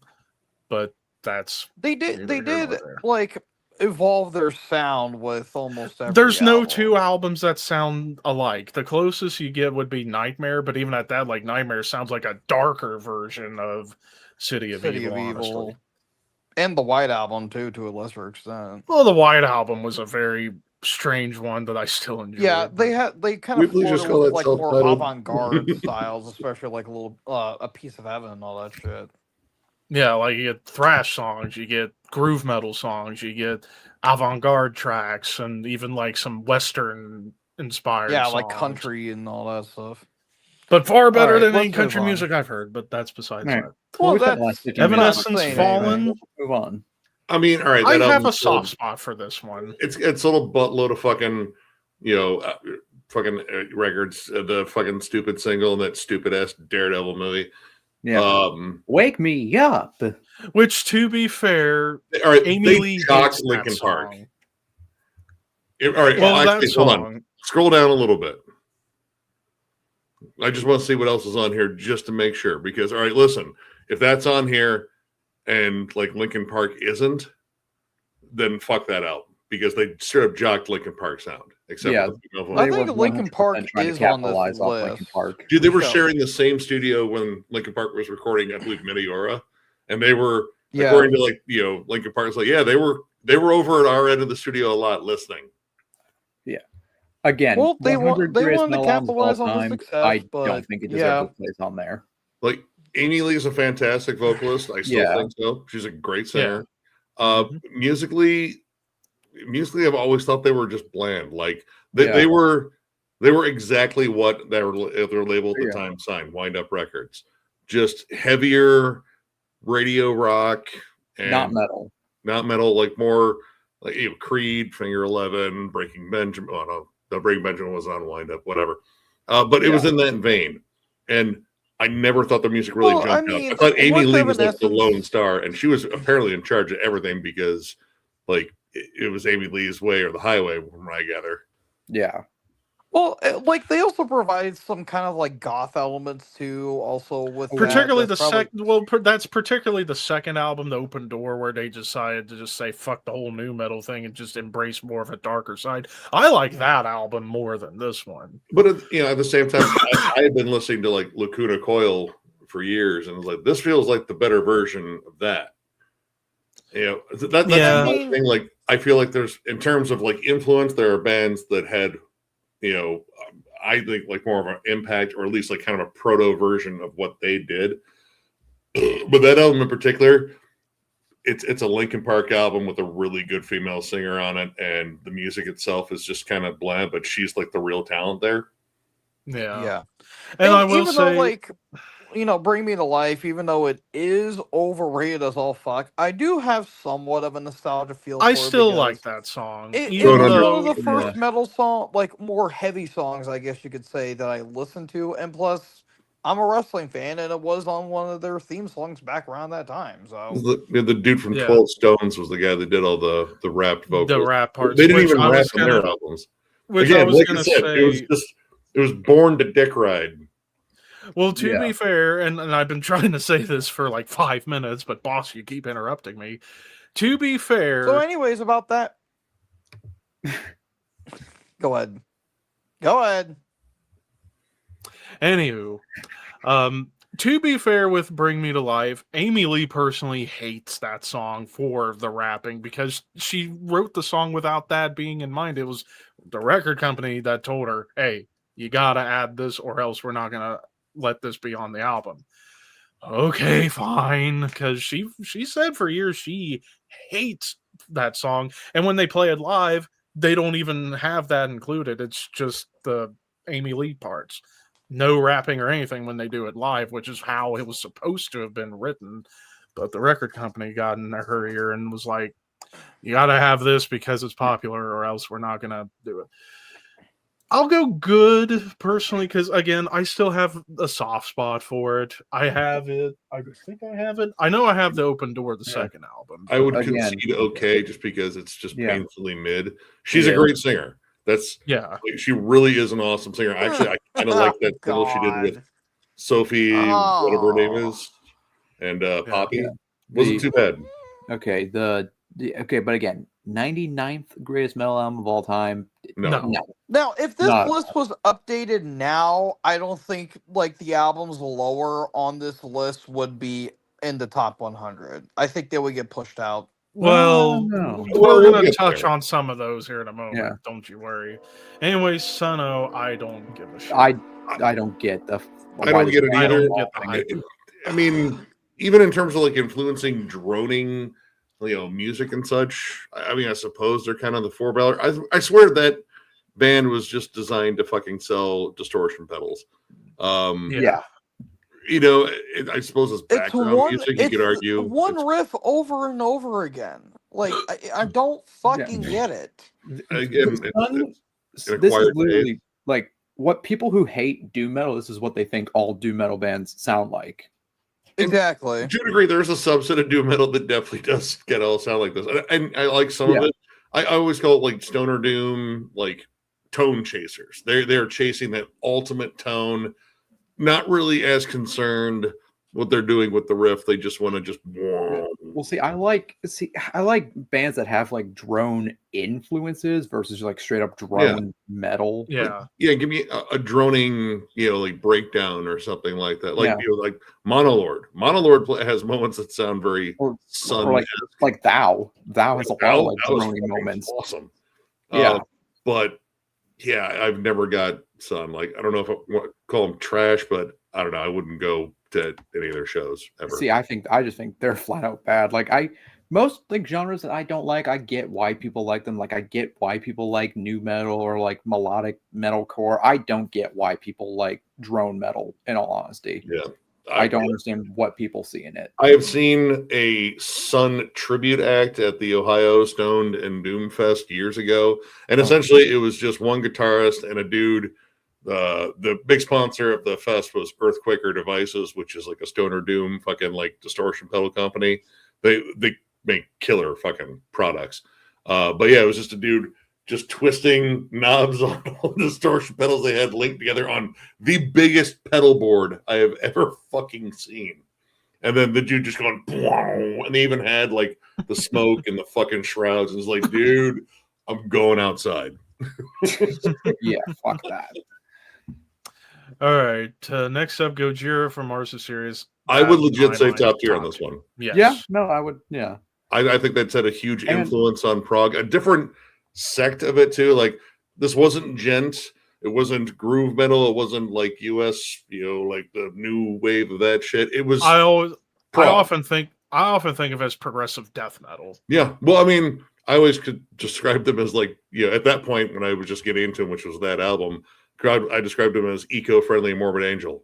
Exactly. I don't But know the if I riff call it work, death metal at like, this period, lot like, they of have it death was- metal elements, but in terms of like being a flat out like prog death metal band, I'm not sure about that. I think that album and then maybe Like all flesh. The Way of All Flesh, potentially. And They- to a lesser they- extent, La Font Sauvage. That one's definitely less. To a lesser degree. But they had like Link, big maybe? heavy metal chugs. The Link and Terra Incognita, I would Oh, always yeah. call them like if prog metal meets old school death metal. And for fuck's sake, release the Godzilla demos. Please. But no, it had like this kind of like minimalist quality. Like it wasn't, progressive in the sense where it was like the most flashy, elaborate songwriting. It was just kind of creative, broken down, really interesting. And their themes, I think, are one of the coolest things because they are legit, Mhm. like honest about all that stuff. I think that is fucking commendable. I always often think of Gojira as like what would happen if Morbid Angel had some occasional Meshuggah moments with the syncopation and the breakdowns, but with a Morbid Angel atmosphere over top. Yeah, or more Morbid Angel style drum work too. Like, because I mean, Yeah, Mario's a beast. That dude's a yes, hell he of a is. drummer, and Still is. he isn't playing like the gent polyrhythm stuff all the time. Like he's just got a lot of flat out straight up death metal drumming. Like he's very much like French Pete Sandoval. I still All right, haven't next up. jammed a lot of Gojira, but I need to at some point. Okay, is this Baroness? No, it's Gaveller Tech. Velatech. Okay, because I swore I kept thinking that looks like a Baroness cover, but I I love see we got Baroness. but every that's album later. by that band, and that's probably not the one that I would pick.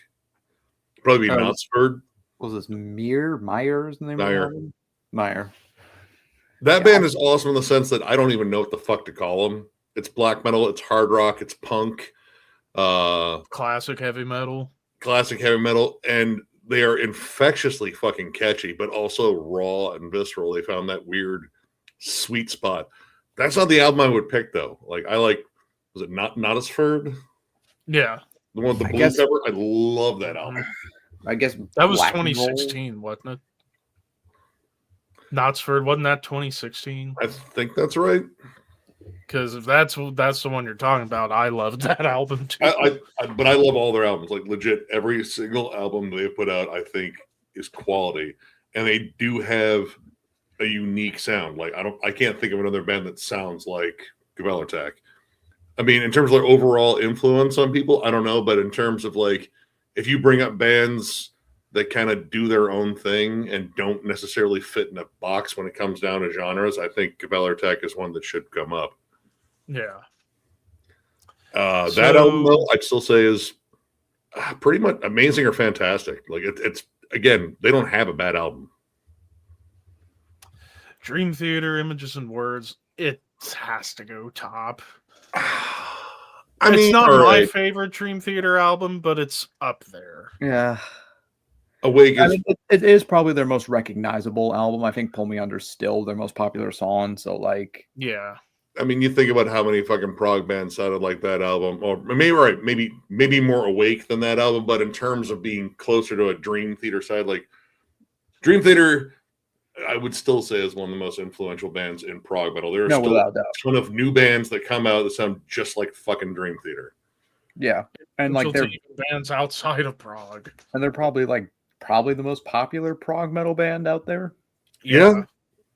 Still. I mean, I guess if you count Macedon as a prog metal band, then maybe I don't know. Yeah, I mean, It would definitely be Well, between Dream those Theater's two. been around longer though. Yeah, they have. Much longer, yeah. I think Haken has definitely come up quite a bit, but they're still not in Dream Theater's level. Yeah. Deaf Heaven, Sunbather. Sunbather. I feel like we've already established how much, like, at least I don't us like two, that album. we don't like this album. I like their new album. I think their new album's fantastic. Like legit, it's damn good. That album, I bought it based on all the hype, and I just don't get it. Like in terms of like, all right, if you're making the argument for being on this list, yeah, I would say in terms of like the post black metal sound, like Black the Black Gaze. Gaze sound, that's probably the album that's like the launching point for it. I'm not a big fan of it, but I do think it has merit in terms of being on this list for launching an entirely different style of metal, even if I Mhm. don't necessarily like it. Wasn't Alcest around before that album? Yeah, though? Alcest was around a little bit before, like Also, didn't 2000s. strike it like that one did in terms of popularity. Like that one, Yeah, that one in terms of like, because Alcest, I mean, Alcest still there was like a little bit of the language barrier too, because they definitely sang a lot in French as well. still This do, one was- yeah. Something American. It sounded Yeah. kind of American. You know what this kind of reminds me of? It kind of reminds me of like the argument between Nightwish and Therion for symphonic metal. Like Therion came before Nightwish in Yeah. that sound, but Nightwish would admit Therion was their biggest influence, but Nightwish gets more of the credit. It's essentially the same thing with Deaf Heaven and Alcest. Like Alcest was really the band that started the Black Gaze thing, but Deaf Heaven was the band that got popular. But even Deaf Heaven would tell you Yeah. they were heavily inspired by Alcest and even friends with Nej from Alcest. So Both are unbelievably boring live. Like, oh my God, I could have like laid down and just slept. I mean, I suppose that depends on like who is more important, the band that like started a sound or the band that popularized it? It really Fair enough. depends. It depends on the circumstances. I guess. I mean, I think I'm probably not the best one to say like, oh, which one does it better. Like I've only listened to a little bit of Alcest, and again, I find them kind of boring. And honestly, outside of New Bermuda, nothing else that fucking Deaf Heaven Sun has caught me until this new one. Like that one, I think is legit an awesome album. It's also not boring and fucking drony. Yeah. White Zombie, Los Top Exorcisto. I Yeah. mean, it's top tier for me because, like, dude, that's like one of my favorite gateway albums in terms of getting people into metal. Like, it's It's- fun, It's such a groovy, fun album. Oh my it's god. silly and self-aware. It's so fiercely 90s. Like it just feels again, it feels like the 90s. Yeah. Yeah. I mean, it is very 90s. I think that's And also the riffiest what- album. Yeah, like Thunder Kiss 65 is so good live. Even So though Rob catchy. Zombie, even a zombie, is very incoherent on that song. Oh, Soul Crusher, dude. Soul Crusher's the fucking shit. Welcome still to need to Planet listen to that Motherfucker. Like if the drums were in mid tempo, if you put thrash drums on that, it would fit so well. Dude, I Am Legend. I mean, Black there's Sunshines, a lot of Like a there's Black songs- Sunshine. in terms of like, Cosmic Monsters Incorporated. oh, that drum bit Yeah. at the beginning is awesome. Yeah, in terms of like groove metal that came out in the 90s, in terms of like defining albums for the groove metal fucking movement, and That's definitely one of them. to a degree, some people argue industrial because of all the samples and such. It's one Yeah, of the defining albums. It really is. Hmm. it's one of my favorite groove metal albums besides Chaos AD. Chaos AD Rules. That's the best groove metal album in my opinion. Thank you. It's up there. It's I would no, say it Far is. Beyond Driven, but I would still take Chaos No, AD a Chaos little AD. bit over Far Beyond Driven. That'd be Argument's like, over. No, I'll take Far Beyond Driven over Chaos AD. I'd especially take Chaos AD. is not That's the actually a good best album. So all right. I Hate God Take is needed for pain. top for me. I mean, it is a top tier album, but In There's terms a of- lot of questionable song titles. Oh Yeah. yeah. There's some That's questionable kind of a song thing. titles. I will say for a sludge metal choice, picking I Hate God is interesting, like over like Acid Bath or the Melvin. Crowbar. Crowbar. or All right. Crowbar. Here's the thing. I think I Hate God kind of embodied all of like just the sludgy kind of just gritty disgustingness. Like their sound was less approachable than Crowbar, Soil and Green, Acid Bath. Even Acid Bath had like cleaner vocals and like Scream of the Butterfly and shit like that. I Hate God was ugly. It was unapproachable at times. It was a little controversial too. But I don't Very know, I think- controversial. oh, dude, I love this band. Like they really embodied the main influence of sludge in terms of like Melvin's Worship. All of them will swear by it's like, oh, dude, we just sat around, got really drunk or really high, and we would listen to old Melvin's albums like Ozma, Louis Porch Treatments. That was our shit, and I think that band kind of took that sound and really embodied it. Because honestly, it's just like drug addicted fucking Melvins. It's like Melvins after they just got out of jail. All right. I only so have the next last. up- I only have the last I Hate God album. It's really good. I really enjoyed it. You got to get oh shit, Dope Sick. Dope Sick. Sick. Dope Dope Sick. Sick's the one, dude. Yeah. I Alright, still then need what to is- jam more like Maybe number two, though. sludge, in my opinion. Anyways, what is this? This is What is- Naked City. I believe Torture Garden is the name of the album. So it's John Zorn's grind. Oh, I have never listened to this. Never heard of it. Me neither. I know who John Zorn is. Is that the saxophone guy? Yep. Yeah. Yep. He was Yeah, on Okay. This grindcore band. Napalm Yeah. Utilitarian. Utilitarian? Yep. Yep. Yeah. Body Count's first album. I mean, I still need a jam body count. and still in terms of influencing like the rap rock, like the proto new metal stuff. I mean, all right, that album I don't think is very good. I like it. What? I love that album. I don't, because I think some of the songs are just kind of hokey. Like, yeah, of course, like Cob Killer is a fucking classic. Yeah. But Yeah. there's some songs in there just like, dude, really? Like I thought Born Dead, the second album, was better, really a little bit more refined. Maybe, but I don't know. I mean, yeah, it's silly. That fun. album It's fine. That album to me exists more as like a novelty, and I think it did kind of pioneer a little bit of ground. But I think like later rap rock stuff, or even just like like Bring the Noise with Anthrax, I think that really kind of pushed things a little bit more. I mean, that came out what a little 92. bit before, 92. no, same year as Rage Against the Machine's debut, which I mean that might be like the biggest rap rock fucking album ever released. But Body Count, I will say, is 1,000 times better than Rage Against the Machine. I would take the Rage debut over that one.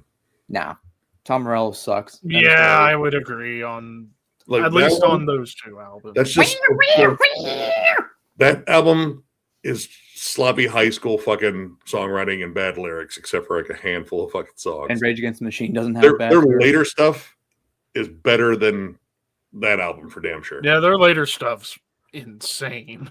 I was still like good at least. Like everything after Murder for Hire is better than the Body Count debut. Like again, that's more of a novelty, but it's a pretty cool novelty, especially if you have a CD copy with Cop Killer on it, because I don't. Yeah. Yeah, I still need to get a copy of that album. All right, Nightwish. I can't tell which I one. believe this Once. is. Zeno is the name of the album, or Once. Once. That's Once. It's the Yeah. guy that it's like the angel that's like on the gravestone, I think. Yeah, Once. and Hold on. Is that a quarter? No, might it's like a mirror or something like that. Yeah. Is that a quarter? It looks like a Yeah, quarter. once, which is their biggest album because of the It's song the Nemo. the hit song. Yeah. And Angel, Wish I Had an Angel, those two songs, and Ghost Love Score. It's like those three songs are like the main ones most people know from this album, most Yeah. particularly Nemo, because it was such a huge hit. Honestly, I mean, Yeah. I like Nightwish preferably with Tarja, and I think this was the last one with her. So yeah, this counts in the early era of Nightwish. Whereas I like Floor Jansen, but like musically, it's gotten less heavy and it's more like yeah. symphonic Definitely. rock. Yeah. It's kind of lost the metal edge for me. But I mean, I got nothing on this one. I've never been. I don't have I'll say, anything on it. I I'll just say at know of least it. grade. I'll say at least grade. Like in terms of symphonic metal and power metal with touches of gothic metal, I mean, in terms that's of like I one of guess, the biggest ones. popularizing like symphonic metal, I think that was a pretty big one. Even though I feel like that's not their first like big hit album. I feel like they had maybe a couple albums before that too that also got a bit of notoriety, like Wishmaster. Yeah, Wishmaster would have been. Fishmaster. Yeah. Fish- Or And again- Oceanborn. And again, with Therian was before them, so it's like Mhm. who deserves to be on this list? Right. Pig Destroyer Terrifier. Terrifier.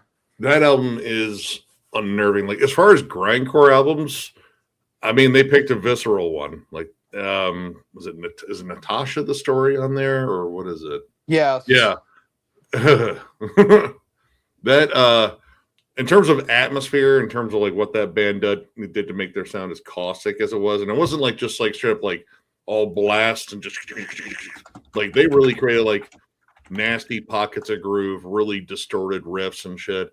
No bassist, so they had oh shit, I forget his damn name. God, he died recently, unfortunately. Yeah. God damn it, hold on. Blake Harrison, rest in peace. He did a great job layering out their sound with like just static and just horrifying samples and shit. He really made like that album in particular just hostile. Like I prefer Prowler in the Yard. Like that's probably still my favorite Pig Destroyer album. But that album, it's unnerving, it's uncomfortable, and like I kind of appreciate it for that. I would put it up at fantastic. Yeah, the story behind that with Natasha. Oh, it's a good listen. It's not good if that's what comes on while you're sleeping. Like you just No, knock I out the prefer- music I and you prefer wake to up to a sleep. story about someone licking someone's eyelids. Mm. I almost want Yummy. to challenge myself to fall asleep to like Portal or this album I used to and sleep wonder with what candles the hell would before happen I- to me. I mean, if you want to have the ring girl come out of your closet and just stare at you menacingly with her hair, I mean, whatever rocks your socks. And the most terrifying part about that movie is that I think that was a dude that was wearing. That was actually a dude. What? In the it wasn't there. Wasn't the dude dressed up as the chick from the ring? No, that movie? was a chick. Oh, okay. I thought it was a dude. My bad. All right, moving on to Man of War: Hail to England. I will say this is a weird pick if you're going to pick Hail to Manowar. anal. I'll be honest with you, I would say this might be the best Man of War album. But like again, in terms of like most recognizable, most influential, this one, like this one over Kings of Metal or even Into Glory Ride. Well, I Into mean, you glory do have. hole. Well, I mean, you got two big hits on there: "Blood of My Enemies" and the title track. Yeah. I mean, So- musically, it is a great album. I do enjoy it, but again, for this list, I'm not sure about this one. Didn't Dan Swano cover "Blood of My Enemies"? Yep. Edge Oh, of no. Sanity covered. Sexual Sorrows. Edge of Sandy. Thank you. Thank you. Yeah, which I remember when we talked about that last time. Nick was like, "Really? That was a Man of War cover?" No, they made it sound cool. That's why I was And less not believing homoerotic. you. Hey, Manowar's cool too. All right. Yeah, come on. Well, no. I mean, if you one of you them know, might threaten you with a good time, man. I'm just play saying. with like a more whatever death metal floats. style and make it not suck, maybe it won't. I don't know. I just no Manowar's no. Sorry.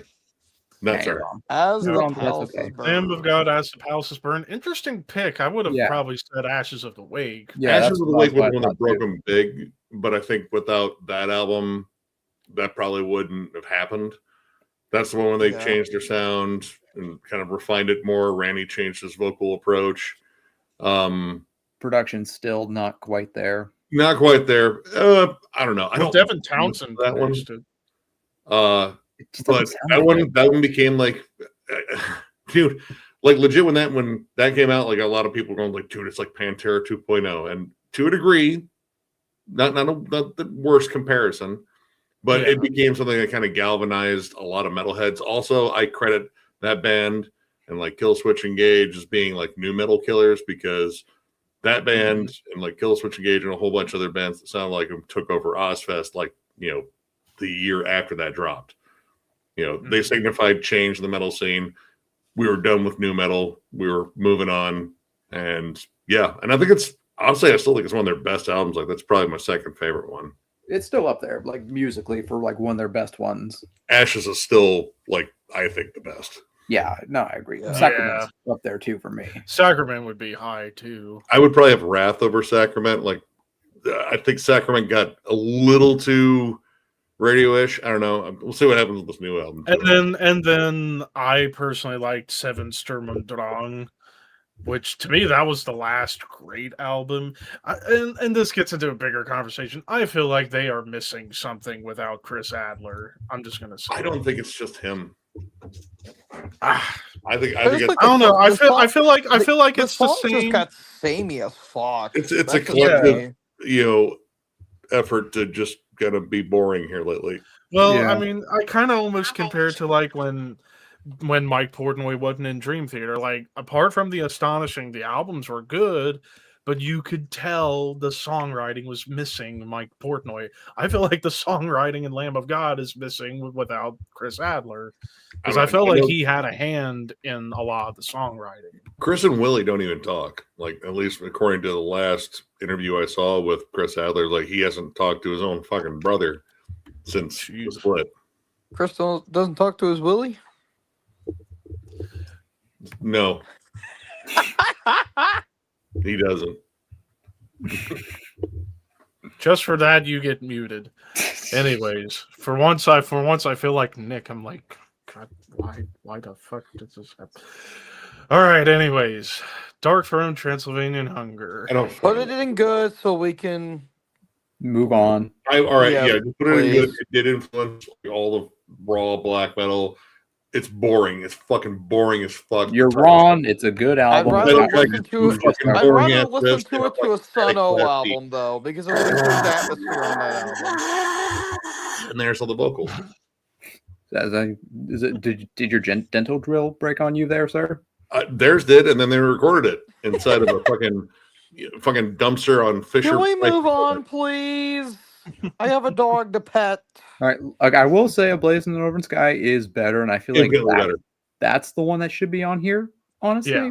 But Yeah, I agree. like, Transylvania Hunger does have its place in terms of the history of black metal. It's one of the most iconic albums. That's why I'm going to say that's the album that does belong on the list in terms of its influence. But I don't like it. I don't like it at all. But you're wrong, but that's fine. It's All terrible. right, Whoa, High High on on Fire? Fire. Blessed Black Wings, which is I again kind When of the metal got fast and thrashy. I mean that's pretty much like Matt Pike took what he did in Sleep and was like, you know what, this needs more aggression, more speed, more grit. That one is definitely different than their debut, The Art of War, right? Art of Yeah. Self-Defense. self-defense. Self-defense. Art of my bad, there we go. self-defense. That one kind of changed their sound overall, and honestly, that's the one where I first heard them because I heard Devolution on a Relapse compilation. I was like, "Fuck, dude, this sounds like a grittier version of Lemmy on top of bigger guitars." And Cometh Down the fucking Hessian, holy shit, what a song! Yeah, I I have a good chunk of their discography, but I haven't I gotten got it that album yet. I love High on Fire. I put it up at Amazing or Fantastic. Yeah, musically, it's a Every fantastic album I've listened to so far has been a banger. Like Electric Messiah is fucking amazing. Snake The of last the Divine. album. Oh my god. Yeah. Death is This Communion. That's one of my personal. Yeah, favorites. that's one of the Luminiferous. best ones.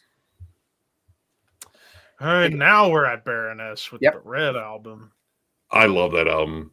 Most misleading hype sticker ever because it mentions like, oh, if you like bands like so and so, like Molly Brub, Macedon, but they also in Municipal Waste is like, wait, who? What? No, come What? on. Because as soon as I heard it, it's like there's nothing on here that sounds like Municipal Waste. Hey, if you love No. Suicidal Tendencies, you'll love Baroness. What?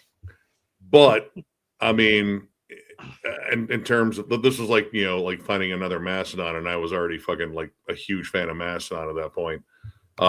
They were a little bit more melodic, a little bit more rustic, fiercely personal lyrics. Like breaking down the lyrics are, man, they're kind of tough to fucking read because that dude has been through some shit. But I don't know. I would say it's not just them. It's them and Mastodon that really kind of sparked that whole Georgia sludge scene that became like a little bit more progressive. Like Kylesa followed behind that not too long after. Yep. Yeah, which I also think raises a question for this list itself, because again, 100 greatest metal albums of all time. If you have Mastodon on here, do you really need Baroness too? I do, but I don't need that. That one isn't the one I would get. I would put on the blue record. Well, I'm not talking about like personal taste. I'm talking about for this list again. 100 greatest metal albums all time. I mean, it still represents sludge. So, I mean, I don't think you're taking like one from each cell. Well, you also that have one- I Hate God on here too, and High on Fire. So it's like, do you really Well, need High another on Fire's sludge still- album? I think you do. Like, I mean, you got 100. There's room for having some variety, and it looks like we're going to get into some. But that one, again, they don't sound just like Mastodon, but they're similar. There's like a different quality. The melodies are a little bit, different. There's a lot more. I guess you can call bluegrass or like more of a rustic Appalachian Americana. Yeah. Yeah. That's the thing I love. I love their clean songs, just as much as I love their heavy songs. All right. Left Hand Path. There's no Top Swedish tier. top tier. Top. Yeah. It's the You- Swedish death I metal mean, album. yeah, it's the HM2 tone. You know what? And if Dismember's on here too, it's going to the top as well. I don't fucking care. Dismember is It's not on literally this list, I like will say. like the British steel of Swedish death metal. I mean, come on. It's one of the best death metal albums ever released. It's It's one of the most beautiful. influential death metal albums ever released. Yes. So Next up, Bathory Under the Sign of Black Mark. Top That's tier. another That's easy Bathory top album. tier. Yep, that's Mhm. my favorite. Yep. I don't really care too much about all right, one album after that. But that's me. But yeah, in terms of Yeah. like inspiring the second wave sound, that's one of them. Yeah. Big Yeah. time. Ministry Psalm 69. Top tier. One of the best industrial metal albums ever. Right up there with Downward Spiral. And Street Yeah. Cleaner. Street Cleaner. Oh man, let me go. Godflesh had a couple too. But yeah, iconic album. Johnny built his hot Yeah, rod. there's I mean, Slaughter of the yeah. Soul is another one. yep. Yeah, these are easy. Like these top ones so far, I think have been like good picks. Yeah, It's Yeah. the best. It's the best Gothenburg album of all time, in my opinion. debatable. It's- Voivod Dimension I Hatros. mean, I would like. All right, in terms of overall influence, like this is for the music nerds, because that's Voivod attracts weird fans as it should. Yeah, I put that at top tier personally for me. Yeah, I would agree. But I mean, again, the band's eclectic, they're underground, and yet another band that sounds like no one else. Like you can pick out Voivod when you hear it. I mean, this era of Voivod, I would say, still pretty close to like other like tech thrash bands at the time. But after that, yeah, they definitely formed their own identity. I feel like Dimension Hatros is where they really started to break away from the pack. Like it became, I wouldn't call it like avant-garde because it didn't become like so artistically pretentious. It just became more complex. Progressive and The atmosphere was more creepy. Like it didn't, feel like that wild punky energy anymore in the earlier stuff. Like, no, this is just something. I mean, it started to sound like the album covers looked. mhm. Yeah. I've only listened to the Meshuggah- last album, and that was which really that good. is killer. Yeah, Yes, I agree. Meshuggah Destroy Erase Improve. That's I another mean, top. Here. Yeah, I can Yeah. understand like it being on this list because I mean that's the birth of That's a Gen. pretty influential album. That's my favorite Meshuggah album still. Like Mine too. complex riffage. It's not all about the rhythm. It's also about like the riffs and the clever leads and such. But Honestly, the close thing for me that'd probably be closer to the bottom if I ever do a Meshuggah ranking. It's not my favorite I personally. love that album. Now I think they got a lot better. They got more coherent and less wonky. Twisted Sister Stay Hungry. I mean, for like an 80s metal album, and I mean, of course, popularizing, putting it towards a more mainstream audience, I can understand it being on here. I would still say top tier. I do love that album. I'd say that's in terms of like, all right, MTV generation albums, like they made the most in terms of like making some absolutely memorable music videos to go with those songs. And even a brief appearance in Pee-wee's Big Adventure, which was awesome. Yep. Yeah. That was Wasn't I Want to Rock on that album? Yep. Yep. Same And with We're Not Gonna Take It and Burn Yep. in Hell. Yep. the Burn in I Hell is prefer, like I the best. prefer I Want to Be a Goofy Goober, in my opinion, but it is what it is. I'm kidding. All right. Kidding, of course. Morbid Angel Top tier. Cabinet. Right, go all the way up there. One of my Instead favorite death Multiverse metal of albums. Madness. The first time I'd ever heard that band, like I know I saw them on, of course, Beavis and Butthead because they were talking about the God of Emptiness video. But the first time I heard that song, a buddy of mine picked me up to go to a party up a little bit north in Michigan. And it's like, dude, because he was like, dude, they introduced me to like a whole bunch of metal. It's like, dude, got this new band, Morbid Angel, check it out. I had it queued up to God of Emptiness, and I am violently high. And he put on that. It was like, dude, this literally sounds like the devil pouring out of your speakers. And of course, they came down to let the children come to me. The Like, music okay. video for that is a little funny though, especially with how David Vincent's like the way he acts, Oh, yeah. like the Well, I way mean, he he's- sings it. he's It's David a Vincent. little funny. I'm like, dude, what the fuck are you doing? Come to me faithfully. Like, dude, but it sounded so like distorted and weird because I was a little high. But dude, it fucked me up. It was like, dude, this is the first time music ever scared me. Was that album? And it was a big risk for them because they signed the Giant Records and they put out Mhm. one of the most aggressive death metal albums of the 90s. Oh, that album fucking kills. Like Dude, the Blood only on My thing I Hands, don't like on it Lions is that Den, one little Vengeance interlude is track, but Mine, it's whatever. Sworn to the Black. Oh, All right. rippers. Next up, Welcome Venom, to Welcome to Hell. Hell. I'd say top tier personally. I mean, musically for me, I'd say amazing, but I mean, for influence, like it's up there. Yeah, it's a fantastic, It- right? Kind of Like which Black game? Metal is the better album, but Welcome Yes. to Hell is still fucking killer. And again, Yeah. the influence. it shifted the imagery too. Like this was one where like, they wanted to point out like, no, we want people to think we're fucking evil. Like we don't want to be like, I don't know, and the logo is a little pointy and this art might be a little I don't know. Like this one's like, oh no, this is the devil. This is 100% the devil. Yeah. I mean, Kronos literally took, like, he said, fuck it, let's do it. That's literally Mhm. it.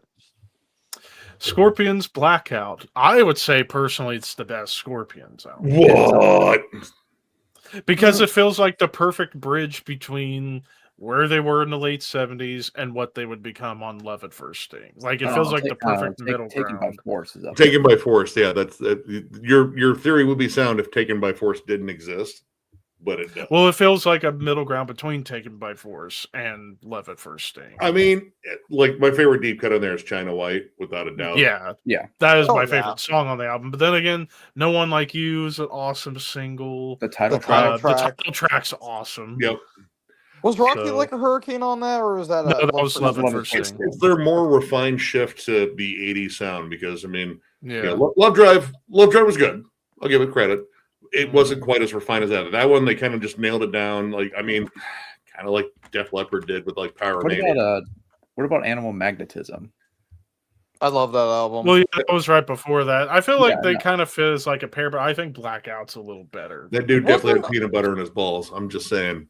Yes, the dog is looking very maliciously at that dude's. Well, yeah, Yeah. he's probably just like looking at the chick like, listen, one of us is going to be dead in about 7 years, and it won't be you. So you'll have to live longer with this shame. Wasn't Winds of Change on that album too? No, that No, was no, Love that's at First Crazy Sting as World. well. Oh, okay. No, Winds of Change. That was Crazy World. Yeah, Oh, that was okay. on I the thought that was 90s. on yeah, the one with the Vinyl. little key thing. Yeah, Oh. Which I hate. I hate that song. I hate Winds of Hold on a Change. I second. cannot stand it. I like that was an early slow dance for me. With like, Oh, okay, yeah. it was. so nice. it's all right. My first slow dance was actually Hotel California, though. I can't stand that song. Damn it, Nick. Why'd you say that? Now fucking Don Henley's gonna copyright this stream. Yeah, no shit. All right, next up was this ISIS Oceanic. Oceanic. Yeah. I I mean, would've had ISIS is cool, and Panopticon, so is the personally. band. So Dude, Panopticon's the fucking Yeah. ISIS list. I love that album to death. That one's awesome. It's still got like the heavier side of them. Like it's really more out front. I feel like Panopticon moved a little bit further away and it's less comparable to Neurosis in that way. Yeah.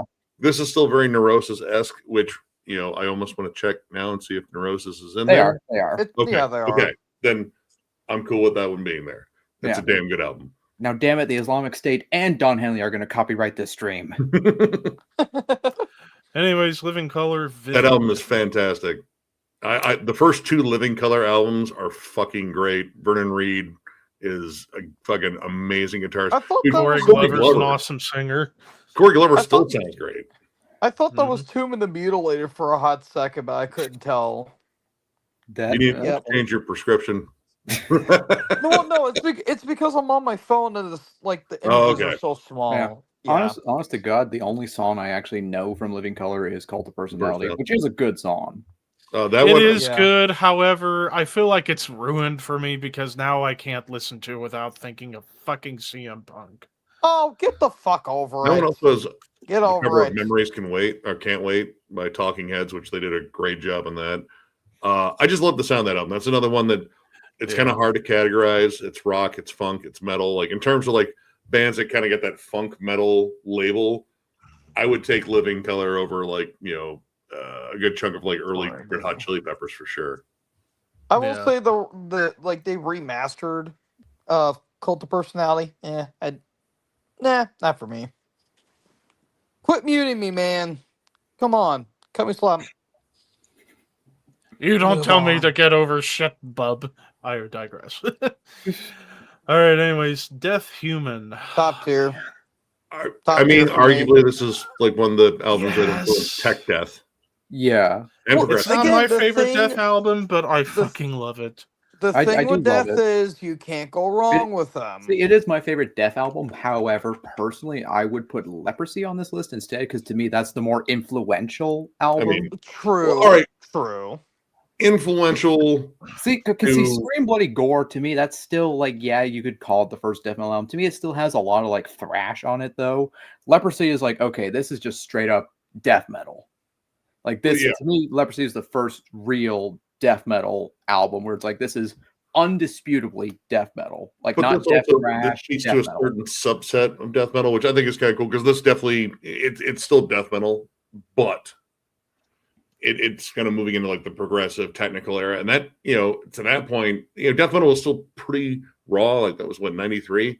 You have a lot more raw, vicious death metal. You have brutal stuff starting to come up a bit. That one kind of pioneered some new ground and definitely influenced a fuck ton of bands. That's the cool thing about death is like if you say, "Oh yeah, we're really influenced by death," cool. That tells me almost nothing because of how much they did. What kind of death influenced you? Lawnmower death. Soundgarden, Louder Than Love. Weird choice. Interesting pick. I would have had Bad Motorfinger. Yeah, why isn't Bad Yeah. Motorfinger or Super Unknown on here? I don't. Yeah, that should be super Yeah. unknown because that's obviously the most. I think it should be popular Bad album. Motorfinger personally. But See, that's my personal favorite. But again, in terms of like influence and popularity, it should be super unknown. But I mean, Didn't Super Unknown had Rusty Cage on that? yeah. No, No, Bad Bad Motorfinger. Motorfinger. Oh, Bad Bad Motorfinger. Motorfinger. Okay, Good yeah, track. yeah. I keep getting those fucking albums mixed up, man. Outshine, Slaves and Bulldozers, Jesus Christ Pose. Yeah. Yeah, again, that that, I think one's that, still good. I mean, you still have Chris Cornell doing his amazing vocals. Doing the Jarl right. Take notes, Scott Stapp. It wasn't. He wasn't even yarling. It was well. This one, I No. mean, he had a range he could do anything with. yeah. Fair enough. But yeah, that one was definitely more refined than the first album, at least. Mhm. And a bit of a fun fact: Chris Cornell actually appeared on Alice Cooper album. There you go. Well, he was also in singles. Mhm. Yeah. As was a lot of grunge people. Actually, the dude from Tad. Remember that whole scene where Bridget Fonda was talking about all the fucking shit like on a random phone call, and the boyfriend just passed it off to people that would listen. They were all just passing the phone around, and he was the last guy. He's like, "Lady, I don't know who you are, but I'll be right over." All right. Next up, Marilyn Manson, Portrait of an American Family. That's the. I do think it legit is the best album. I mean, all right. Marilyn Manson definitely influenced a lot of people. Like, I feel like he kind of Is that a he good definitely, thing he or a definitely wrote the bad coattails thing? of Nine Inch Nails, without a Yeah. doubt. But I also think, Well, he I wrote- mean, Trent Reznor produced. yeah. Yeah. Well, and, Yeah. Marilyn was something he came up in Ohio along with fucking Trent. Yeah, it's very to me it feels like the whole career of Marilyn Manson feels very calculated, like he was, very trying to form a very specific form of notoriety. Is like, okay, I'm going to take like Alice Cooper's imagery and Nine Inch Nails' music and combine them to make a very controversial band that I know will upset all the parents. I think he was dick riding Ministry too. Like, Yeah, at least like the more Oh popular. yeah. He was like, I mean, he was kind of the offspring of that like kind of wave of industrial metal shit. And he kind of streamlined it and made it a little bit more pop. Now that album's really not like a pop album. That album's pretty fucking heavy. Yeah, and disturbing is all get out. I don't know. I've heard way more disturbing shit now, but Yeah. I feel like I've been desensitized by like listening to so much death metal early on. But I mean, True. it is an influential album. I suppose I would keep it on this list just because I mean it is, like in terms of that next generation of industrial that followed. He kept the Yeah. momentum going. I will say, like, at least the first two albums, I think, are at the heart objectively great albums. And then after that is, you want to talk about up and down, up and down, up and fucking down. I've seen him. God. I've seen him 3 times, all of them at Ozfest. The first time, someone chucked a bottle at his head, and then he threw his fucking mic stand into the drums. End of that one. The second time I saw him, I didn't because I went shopping for merch. And the third time I saw him, I didn't because I fell asleep. Yeah, that's very logical. Hey, and someone in the audience has thrown something at me, so I'm going to attack my drummer. Yeah, well, Yeah, Marilyn what are you, Manson, fucking Ronnie known for Radke his there, logical bud? decisions. Yeah. But Fuck Marilyn Manson. Anyway. Yeah, he sucks. Queensryche, Operation Mindcrime. Yeah. Tier, no I mean, question. for influencing prog metal, that it's got to be on this list. I mean, without Also good. this, It It wouldn't sounds have like a bridge this. between Would you get Queensryche or would you get Dream Theater? Queensryche. That album, I would say, is a bridge between, like regular heavy metal and prog metal. Like it kind of Yeah. sits neatly in between. It also has a cool, complex theme to it, a whole story. Like they went all out on an album, and created That a had a very really cool concept unnecessary album. sequel. It also helped to popularize the concept album in metal too. Mhm. Wasn't Fatal Portrait out before? Yeah, See, Fatal my- Portrait and wasn't a Abigail, concept yeah. album, though. Well, Abigail was, and that was a Abigail year was. before, but yeah. Anyways, Deftones, White Pony. I I mean- would send it to the top. Like I mean, for new metal, yeah, it's a top tier album. well, all right, but here's the thing. I don't think that one's the new metal album. Like new metal, I count the first two.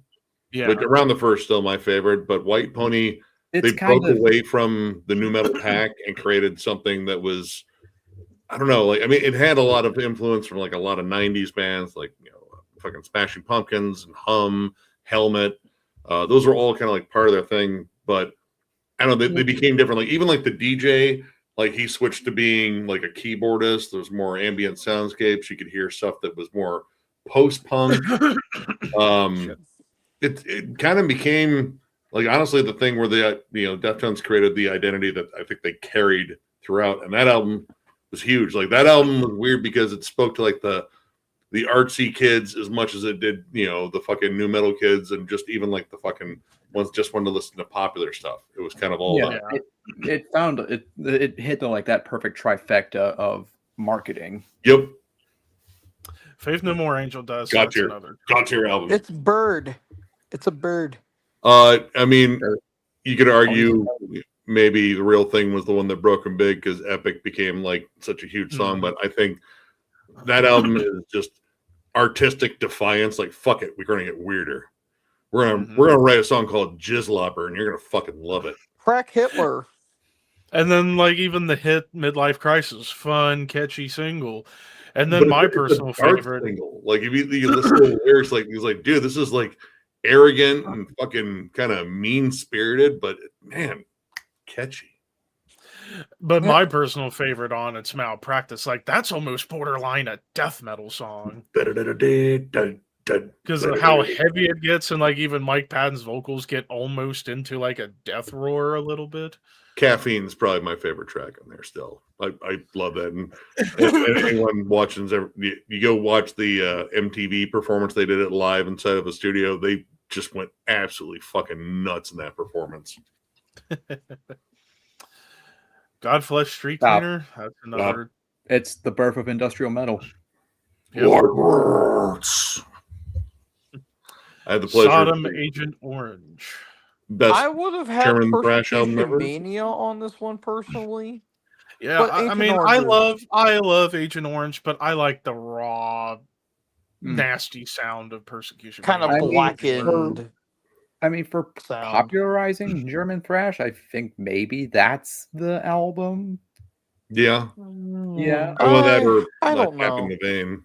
Those are the ones I remember early on. I mean, Creator would probably get more credit there. Yeah, I say Creator Yeah. Pleasure to Kill would be the album that kind of put Or the maybe scene on the map. Destruction's Life of or not Life of Agony, Release from Agony, maybe.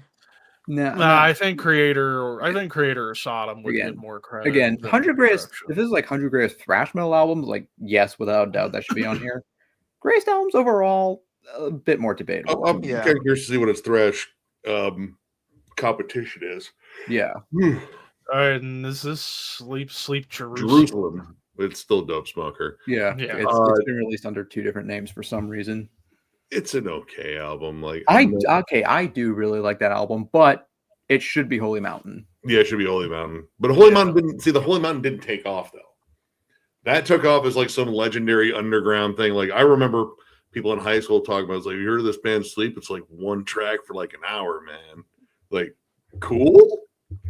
I guess. Again, that just kind of goes back to the whole debate. What's more important, who started it or who popularized it? I mean, in this case, it was the same band, but The story behind it was fucking, fascinating. Like they essentially grifted the label for fucking amps and weed. Yeah. And then they turned it that like we wanted singles, man. We wanted because like what you did on Holy Mountain, like, oh, well, it's a single track, so yeah. So you got a single, just a single song. I mean, again, it's Matt Pike. Like he probably went in there like, all right, we're gonna get real big before this meeting. Pat Mike. Converge Jane Doe. I would put Fantastic or top tier. It's not my favorite Converge album, but it's the one that got me into them. And in terms of like that more raw side of metalcore, that's still kind of the album. And it title was track alone, fuck me, man. Concubine. And it was a huge album for popularizing that style too of metalcore. Tons of metalcore bands were influenced by Converge.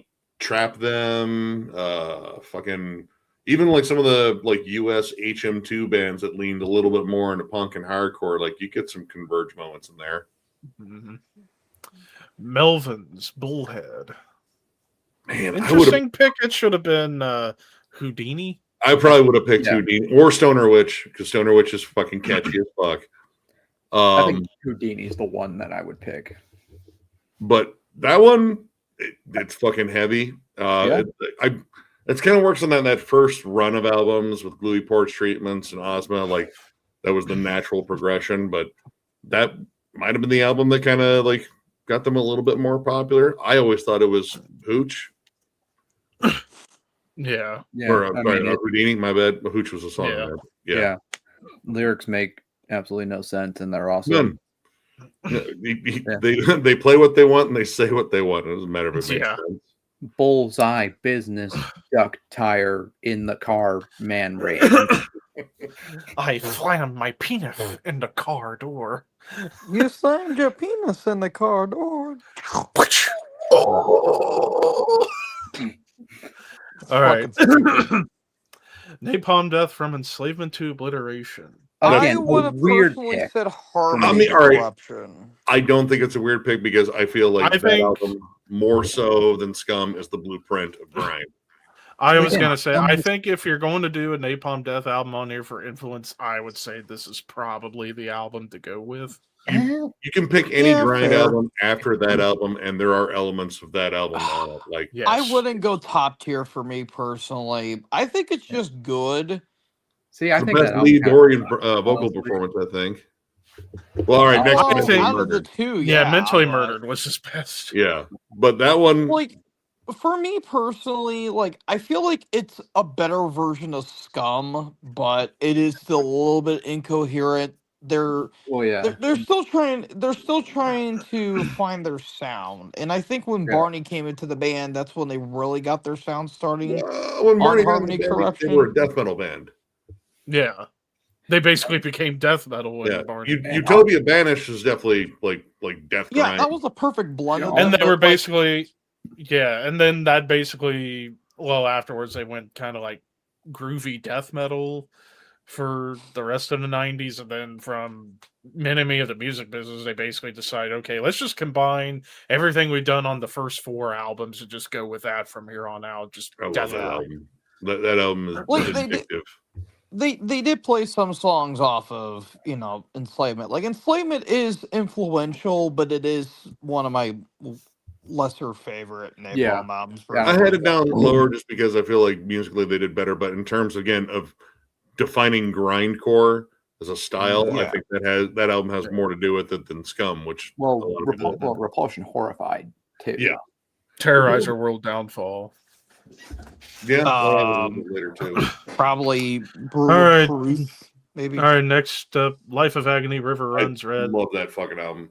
I would go top tier on that one too. Hard to really categorize, like, it's hardcore. It's got elements of sludge, groove metal. I mean, honestly, it's one of those like this is a 90s album. Like, that's the best I could tell you. It's it's definitely a lot of like early like emotional hardcore, like Rites of Spring and stuff too. I feel like the best way to describe this album is if Biohazard had more melodic vocals and sludgy riffs. And they worked with like Typo Negative every now and then, because it has that gloominess to it. Like, this is a manic teenager fucking album. Like it's going to go back and forth between raging and fucking lamenting and trying to process grief, loss. Like it's a great fucking album. I don't know. They were just never that consistent. That's just it. That's like probably the only album I would say that flat out that album is a metal album. Yeah. Even Ugly kind of started to sound more like a rock album. Then Soul Searching Sun, yeah. But Emperor Anthems to the Welkin at Dusk. why is Nightside not on there? I don't That's get a why great it ain't Nightside either. I mean, it is an amazing album, but like Oh yeah. Nightside Eclipse is the one that should be on here. Yep. Mhm. I mean, I guess Anthems is like maybe one of the more progressive and more avant-garde of the two. Started to get a little proggy, but Yeah. still retaining who they were. But still, in terms of influence, In the Nightside Eclipse is objectively the best. Yes. I mean, unfortunately. not only to Norwegian black metal, but it basically, well, you did have like a band like Opera 9 before pioneered the whole symphonic black metal sound, but I think more people got that symphonic impression from Emperor because Emperor Yeah. like really caught fire quickly. Yeah. mhm. Hmm. Dillinger Escape Plan Calculating Infinity. I still got to go top tier on this one, even though I would say like Coalesque and I don't know if Botch came. No, Botch was after Dillinger, but Coalesque was probably the proto mathcore band. That and Dead Guy, but in terms of like people figuring out what mathcore was, Dillinger was the Yeah. band that introduced them.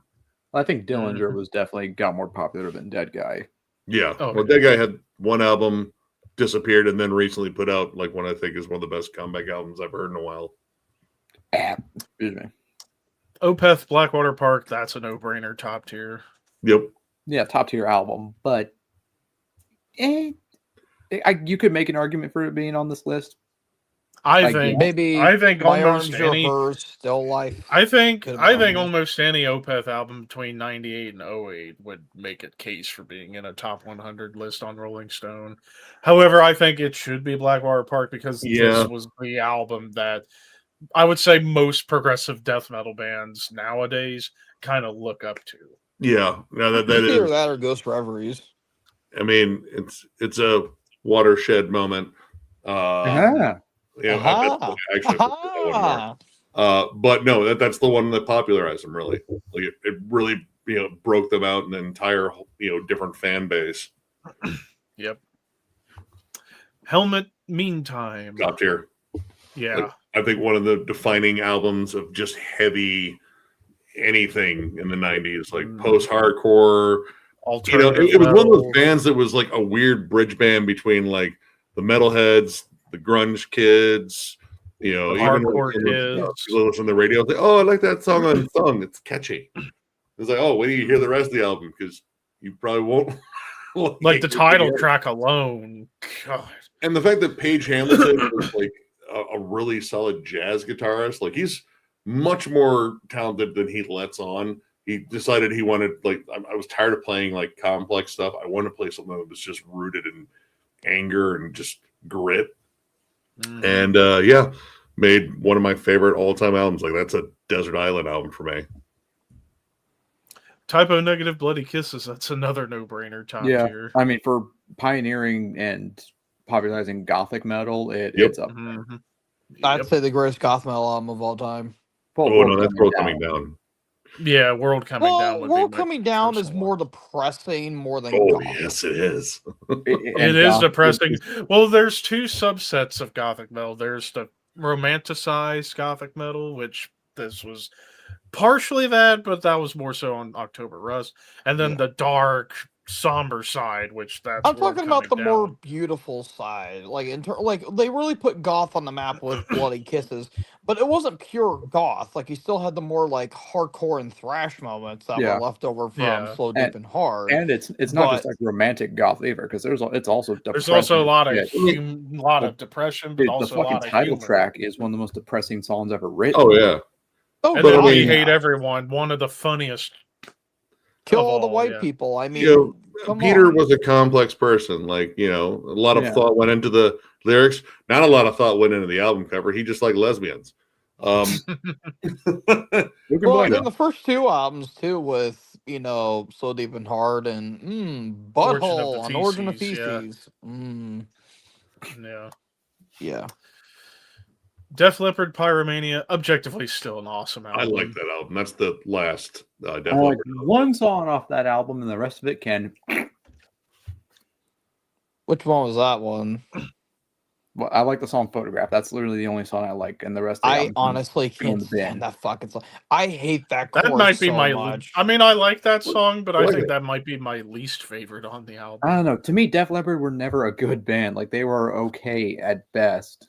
I Their like the first three. album I do like. I First do three like their albums first are still album. awesome. Yeah, Well, this is the album. After that, I don't bother. Fuck I mean, Hysteria. the first and all album that. is okay. The album Hysteria, cover's fucking Hysteria stupid. might be one of the most overrated albums I think Hysteria's I've ever listened to in my garbage. life. I hate that album. Like they legit pussed out and replaced their dicks with vaginas. That's literally what they did. I think that's Okay, then. way more complex than you think. Moving Well, on. it's like Jesus Christ. Moving Fucking on. Really, Vadrock. Anyways, Carcass Hard Work, that's another easy I mean, top again, tier. for influence like Melodeath, that's that and This Slaughter is of the Soul. most influential Melodeath album. Yeah, I mean, it's almost two sides of Melodeath. Like the more Gothenburg sound, which I mean permeated everything for a while, and then their style, which is still like very rooted in thrash and such. Like they're both Melodeath, but they're both different kinds of Melodeath. I mean, you can Either way, argue it's the Hard Work's best God Melodeath tier. album of all time. I'd say it is. Yeah. I I mean, without could- without it, you wouldn't have Slaughter of the Soul. Testing King's Ball Quest. is, Yeah, would you have Dark Tranquility, In Flames, Arch Nope. Enemy? Nope. Testing Ballism blows Carcass out of the water. Anyways, I mean, they're damn Oh, good. you blow the water. Anyways, You two What? kids need to stop. But anyways, dude, Yeah. it's late. Okay, give me a break. You blow I ain't things giving you too. breaks. you blow the giving water. you- You're I've given you 2 and 99.9999 and 9999% breaks. Actually, yeah, Vehement's God Was Created is also up there too. yeah, true. It's up there with But, best Melodeath albums for sure. But anyways, Slipknot, Iowa. I objectively, I Oh, think you it's can argue top pretty tier. fantastic album. And honestly, I put that in the whole new metal killer too, because while they were a new metal band, still kind of are. That album, it's hard for me to even call it new metal. There's blast beats on it. There's death They're metal. they're still kind of a new metal band at Yeah. heart, but That album like- should not have been as popular as it was because it was fucking stupid heavy. Like oh gently. my god, Yeah, like, Fuck Yeah. me, dude. But it As a- still had like- a lot of catchy moments. Like it had sing along choruses. It had like the My distinctive Plague. That's the and- thing that really makes new metal is like those bounce riffs. Like that's the new metal tag. Oh, it still had those. Yeah, But still it had also, all again, those, like, still had the the Heretic rapping, Anthem. it's still very much a new metal album. It's just heavier. Yeah, I don't know. Like there's full on death metal moments. Like, dude, I there are. hated the opening of that song in particular is like a fucking breakdown. Like people equal shit. Mhm. And it's like their darkest album. Like even though I hate thought the this title, album was a even though good the title gateway track I to think sucks, the atmosphere is haunting to say the least. I mean, Like, I I legit think like a lot of like people that became fans of extreme music through Slipknot, they heard that album and they started hearing the connections Yeah. to death metal. Yeah, isn't the story of Iowa that like Corey Taylor was like cutting himself while they were recording that song? Yes. Yes. He was legit like cutting himself a glass. And the opening track 515, which is kind of a dedication to the area code for Iowa, like the whole like static music or like the static that's being played on top of like white noise. The screaming was from Sid when he found out his grandfather passed that day, and that's him screaming his guts out, and it's like holy shit. You recorded that? Oh, Yeah, why would you record Yeah. that? That seems a Well, little. they're fucked well, up. they And there's also Yeah, nothing to do in Iowa. No. well fair. Yeah, fair. I mean, not even Des Moines that interesting. All right. Neurosis through Silver and Blood. I mean, it's top. I don't know if it's not my favorite. My favorite Times of Grace. Yeah, But and Get that Douglas. was the first album I ever heard by them. They were the first band I saw at Ozfest in '97. Walking in, I'd never heard anything like that. It was terrifyingly heavy. And again, for post metal, like that's the album that every post metal band I feel like after them prays to. that one too. But Okay, well, that one was a game changer. Like, everything from like Souls of Zero all the way Yep. through Sun That Never Sets. That's that's the altar of post metal. Oh yeah, Rainbow Rising. That's a top tier. Yeah, killer album. Yep. Slayer South of Heaven. I'd Top say tier. fantastic. I mean, I'd it's say top fantastic. tier personally. Isn't it, Rain and Blood. Are we going to get two I mean, Slayer albums? objectively, it is sandwiched objectively between two better albums. Yes. But in Yes. my opinion, it is my favorite Slayer album. Like, yeah, I just love like the more mid tempo melodies, but you still get some like full on thrashers like Ghosts of Silent War. Scream, Ghost of War. But South of like the title track is one of the best songs they've ever written. Behind the Crooked Cross, oh my god, that song's a jam fest. Spill the Blood. Mhm. Yep, Spill the Blood. Live Undead might be my personal Mhm. favorite on there. Especially the drum performance on that song. My God. The drum Read Between the performance Lies. Slayer album. That's up there with one of my favorite Lombardo performances. Period. Oh man, Speaking it of drum might be my performance. favorite, but Speaking of drum performances, Mastodon Leviathan, that's a top. Yeah. Honestly, game changer for Frog. We got Sludge Yep. and Frog kind of meeting up where I don't think they really have at that point. yeah. The musicianship in that album is still fucking incredible. Like Yeah. I don't know how fucking Bron Daler does it, but even the riff complexity, it was catchier, but it still sounded gritty, and a fucking awesome concept album about Moby Dick. Yep. Yeah, I'm all And for it. it produced their most iconic and recognizable song to this day, Blood and Thunder. I mean, did that riff? That riff is so good. yeah. And Neil Fallon rules. Yes, that is a And fact. the music video is one of the best music videos ever. Fucking well, unless you hate clowns. I mean, if you have a real big fear of clowns and people wearing Shriner hats, then no, that's a terrifying video. Yeah, I think clowns are all right. I have a big fear of Shriners. Oh, okay, that's Oh, boy. totally not weird, and I'm not judging it at all. Rest in peace, Ex- Brett Hines, man. Still Yeah. fucking sad. Still can't believe that. Exodus, Bonded by Blood. Top That's tier. top If tier. we're embodying Bay Area thrash. Yeah. Yeah. You can argue for it being the best thrash debut of all time. You can argue. You can up It's honestly, definitely up there. it's better than It's up all there. Big Force debuts. I think Kill 'Em All could give it a shot. They can't. There's no strike of the beast. I in there. would say And I agree with Metallica him only had because Lars on it's drums. heavier. Like that whole album encapsulated that scene in particular. Like Paul Bailoff encapitalized the Yeah. Bay Area. I And will take that debut over all the Big Four debuts. I love I King still of Men love Kill Business. 'Em All. I love Show No Mercy, even though it's a lot of Venom worship.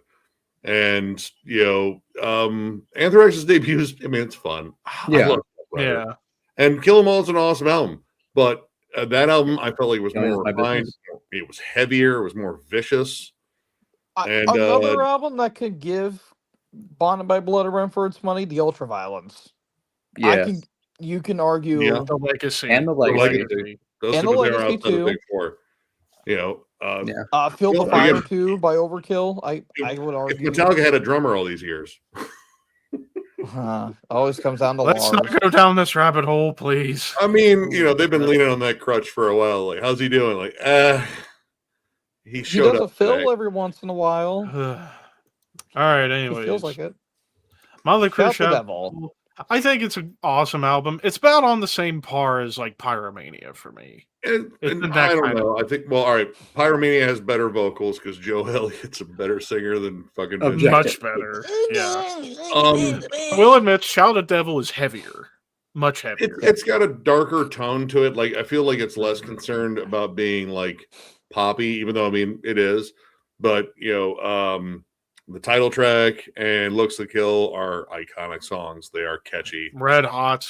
awesome. Too Young to Fall in Wasn't Love. there He's cover still of Helter Bastard. Skelter on that album? Bastard's going. Yeah. He's still got moments where he is off key on that one though. Like Yeah. I was saying Yeah. with Shout the Devil too. Like it literally sounds like he's rambling Yeah. off a bunch of shit. It is. Like, It's funny they have a song called "Too Young to Fall in Love" when they were all banging 15-year-olds. yeah, there you go. Too long to fall in love. But, yep, there you you know, go. due to the statutory laws in the state, though, not too young for this stuff, which we took pictures of. Because that's I, Motley I Crue. They're remember all that. I scumbag. remember that line that you said. That you said in the Motley Crue, Ricky. Start checking IDs, guy. You know, No, that before was- they let them on the bus. Well, actually, no, it would go in reverse. Like, guys, this Oh one's my overage. Get around Dude, the bus. I remember listening to that at work, and I just about pissed my pants. I said so much mean shit. That was probably the most mean shit I've ever said about any one band. In Well, hey, any ranking. don't feel well, bad it's about it. They deserved. I don't. That band I- fucking sucks. Dude, if the legal team of Motley Crue fucking got a hold of you, like, we don't like anything you said about the band. Like, cool. Also, suck my dick.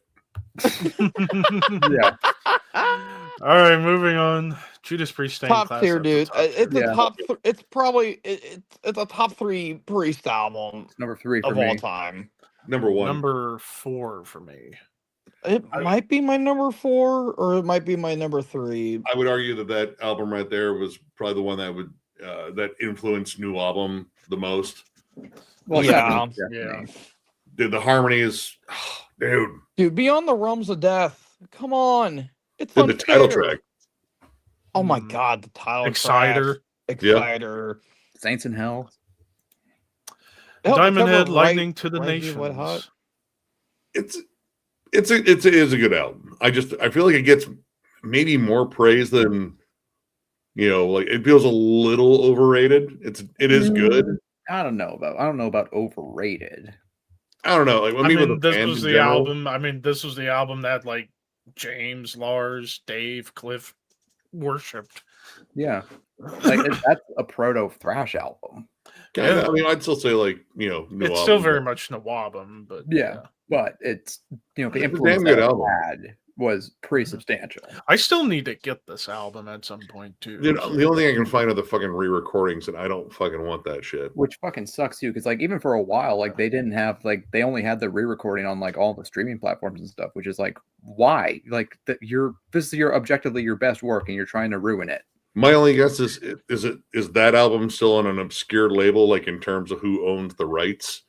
Well, no, they're back on streaming stuff now, but No. I remember for a while you couldn't find it on streaming platforms. Yeah. See what do we have here? Blues for the Red Sun by Caius. Caius.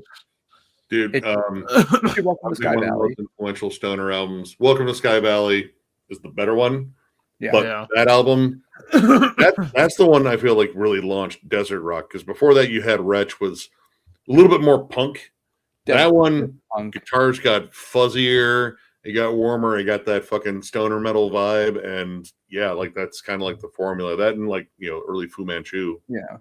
I mean, still Hmm. debatable as to whether or not it's a metal album, but I think it qualifies. I mean, kind of like in terms of stoner metal, like it's like one little twist of the knob. Like stoner metal is just like a little bit more aggressive because I even describe stoner metal as like the most chill, heavy music you can listen to. yeah. yeah. Mayhem de Mysterious Homme Satanas, that's a top Top tier. tier. That's the top one. I Yeah, mean, Wonderful story I behind it. still stand by that as one Like- of the more overrated black metal albums, but it is very influential. But I I mean, can the understand songs- that. I mean, I get it. It's like, when it comes to Mayhem, most people just talk about this and don't bother too much with Yeah. everything else. But I there's think a good reason for it because the songs are incredible. On they really are, and they Yeah. influence the entire second wave scene. Like, I mean, that's a hallmark album. Granted, yeah, there's definitely albums that would take over that, like In the Night Side Eclipse. Storm, Nightside like, Eclipse, Storm of the Night's Bane, Blaze in the Northern Sky. At the Heart of Divina. Winter. yeah, Probably. Nemesis But, Divina. like Desert Northern the amount of Hell. shit that band went through before, like during the process of that Well, album, it was is entirely fucking self-inflicted. insane. Yeah, You Yeah. you invited a psychopath to fucking say, "Want to play bass?" Yeah. Like, sure, I'd love to murder you. I mean, You had a psychopath who invited another psychopath to play in his fucking band. yeah. And the Yeah. one guy fucked over the other guy. I mean, honestly, I would say like Jesus. Euronymous was a grifter. Like that. I don't know. Oh if I my would call him a god, yeah. psychopath. Massive. Varg grifter. was a psychopath. Yeah. I don't know. Yeah, I mean, I feel like Euronymous definitely. And has it's some like, the only psychopathy. sane ones during the process were Was Hellhammer Necro and Butcher Attila. and fucking Attila. Necro Butcher yeah. didn't. He wasn't even in the band at that. Oh, point. it was Hellhammer. My bad. Yeah, Hellhammer. It was like literally Hellhammer and Attila were the only ones who were Well, sane enough. Necro to Butcher put up was with in the this. band, But but Hellhammer, he's he still left. fucking sketch as fuck too. But yeah, all right. yeah. At the time, yeah, he was just following along. I'm just over here but then- looking over Hitler's history and going, "Hey, that was kind of cool." Wasn't He was just misunderstood. Was that Hellhammer? Misunderstood Nothing. guy. was Well, and Hellhammer, again, I even like- said it in my Mayhem ranking. This might be terrible for me to say, but I was not. Would you blame Varg for being pissed off at Euronymous because Euronymous was trying to fuck him over? Have you ever been so No. pissed off that you've wanted to stab But- someone 22 No, times? that's what I'm getting Right, at, though. yeah. I was not Yeah. upset at Varg for being upset, but that doesn't mean you go around and fucking shank the dude. No, But still, come again, on. I think Euronymous was a grifter. Like, I mean, and Yeah. maybe you could make that argument that he was like a poser and shit, or whatever. Dude, But he He when wasn't Dick like. committed I'm not saying he was a suicide, hero. he took He was an fucking unsavory pictures of character. like it was a crime scene, for God's sake. Like, Yeah, like ugh. didn't Hellhammer also like try to plan and kill Euronymous as revenge for him exploiting Dead's death or something? No, that was Necro that was Butcher. Necro Butcher. That was Necro Yeah, Butcher. Necro Butcher wanted to Like kill him literally, himself, Hellhammer but- did nothing during this time. He was just kind Well, of Necro just Butcher along wanted, for the ride, just kind of like, okay, this Yeah, is it's all just sitting going in the on, background what Well, reading can I Mind do? Necro Pump, Butcher whatever. wanted to do it himself, but he knew that Varg was going to beat him to it, so he didn't even bother. He was like, I wanted to kill him because what he did to Dead, but it's like there's no point because Varg was going to do it anyway, so. But Can you blame anyways, Necro Butcher? I wouldn't. But anyways, moving on. Pantera Far Beyond Driven. Yeah, I And mean, that is my favorite Pantera I mean, for album. yeah. yeah, For But- influence, I might argue Vulgar might have had a bigger impact. Cowboys from What? Hell. I'd argue Yeah. Cowboys. Well, all right, in terms of groove metal though, because Cowboys still had like a lot of a little bit of thrash. heavy metal to it, and like kind of And like thrash. There's a thrash. lot of groove metal though. But groove, I don't know. Groove, I feel like groove really came alive on Vulgar. Plus, they committed to the harder image and shit like that. But Mhm. in terms of just Yeah, wanna be tough. quality, guys. dude, Far Beyond Driven is. I Yeah. fucking love that album. Yeah, Iron Maiden, Power Slave. That's The best over Maiden your top album. tier. That's my favorite Maiden Yeah. album. It's my second- favorite my too. number 2. Better than number. Black Sabbath, Heaven and Hell. That's another top That's my tier. favorite Sabbath album. I also will My say there's, third like- favorite, but definitely my favorite of the. I will Dio say era, no there are question. like 5 or 6 Black Sabbath albums on this list, which is kind of ridiculous in my opinion. kind of much, but I can then see again, there some were- more of them. Yeah, They Pick they 1 or started 2. it, You man. don't need 6, right? That's you don't need fair. 5. interesting. Van That's Halen's on here with. I Not Women a and metal would Children have put First. Van Halen 1. I would have put Van Halen 1, but Women and Children First is an awesome album. No, it's That fucking is killer a- album. But it's also not a metal album. That's again like kind It's of a on the gray area. borderline. Yeah, like Like, Van I Halen's one of would've- those. if we were gray going area more bands. metal, I would have put 1984 personally. Well, I mean, all right. Eddie's guitar tone changed around the sound of rock quite a bit, and Oh yeah. mostly it was the metalheads that wanted that fucking big mega crunch that he had. Yeah. So- See, here's my take. Like Eddie Van Halen was a metal guitarist in a not metal band. That's fair. Yeah. 'Cause, like Van Yeah, Halen, 'cause David Lee Roth was musically, more of a Van rock Halen's just guy. like power pop essentially. If you break down the structure stuff, it's power pop with Oh, a it heavy is, guitar 100%. tone. It's borderline like glam metal, glamour hair metal. If you Well, think proto- about it. Oh, yeah. I Proto mean, glam metal. that's the aspect of metal I think they really influenced was glam metal. I mean, especially with fucking Diamond Dave out front, it's like we want something like him except with more makeup on. Shit. And somehow sing even worse than Diamond Dave. Yeah. Because to be honest, David Lee Roth, I don't think was that good of a singer, but somehow I think- I think he he- was a singer. I He fit with them. He was in a, my he I was a think- good I front think- man. I think David Lee Roth's an underrated vocalist Nah, because he has an awesome range. Like he He can was, do he has was super over the high notes. Had. You get what I'm he getting can't at. really do it anymore. You get what I'm getting at. Yeah. He could hit amazing high notes, but he can also do some awesome low notes too whenever he did. Like his more like spoken words and like it's over the top, but again, it fit for what they were going for. Oh yeah. Oh yeah. What was more over the top? That's how his I view it. spoken word or his assless chaps? Why not He both? did the kick flips too.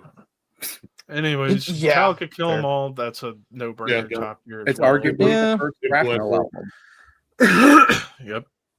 Yep. Black Sabbath, Master of Up there. Reality. The Top best. tier. Sabbath album. Yes. Yes. It's my third favorite. Well, no, it's You're my wrong, fourth Paul. favorite. Why is My that favorite of the Megadeth? All right, I Ozzy like that Megadeth album, but why that one? Because I know Yeah, it's- it should be album. rest in peace. It's their attempt at the Black Album and not as good. Oh no, it's because better. at least It's way better than the Black well, album. because at least James can sing. But I Yes. digress. Yeah, but this band had See, a that's always better going to be the music dividing style. line between Megadeth and Metallica for me. Like, I love both bands almost equally, but if Hetfield sang for Megadeth, then I would choose Megadeth over Metallica. But Mustaine, Me personally, yeah. Wait, would Nick Menza get to be the drummer of Syl? Like we wouldn't have to bring over Lars? Yeah. I would say so. Because I feel like you're deep down, you're telling I me feel like- James with Marty Freeman and who was the drummer on Rust in Peace? Nick Menza. Nick Menza. Nick Menza. You're telling me that's not better? Come on, man. Well, I mean, let's if again, you're talking to a guy who loves both bands almost equally to a lot of degree. You had But- two. But if I were to judge between James and Dave in terms of guitar chops, like rhythm playing, I think Hetfield has Mustaine beat by just a notch, just for the simple fact that he can play the downstroke riffs faster than Dave does and cleaner. But when it comes to leads, obviously Dave, because he does more solos than James does. I mean, James has only done a few solos, which granted, great solos he did, like the first lead on Master of Puppets. Beautiful. But It's mainly been lead-wise, Kirk Dave is taking better. over for it. Which Kirk's not bad in his own right, but I will say Mustaine's a better lead player than Kirk. But anyways, this is too much of a rabbit. Another league. We can discuss it till the But I mean, cows that come one, home. all right. It peaked at number 2. It's their highest selling album. It's probably some of their most iconic songs. Is it like their thrashiest? Fuck no.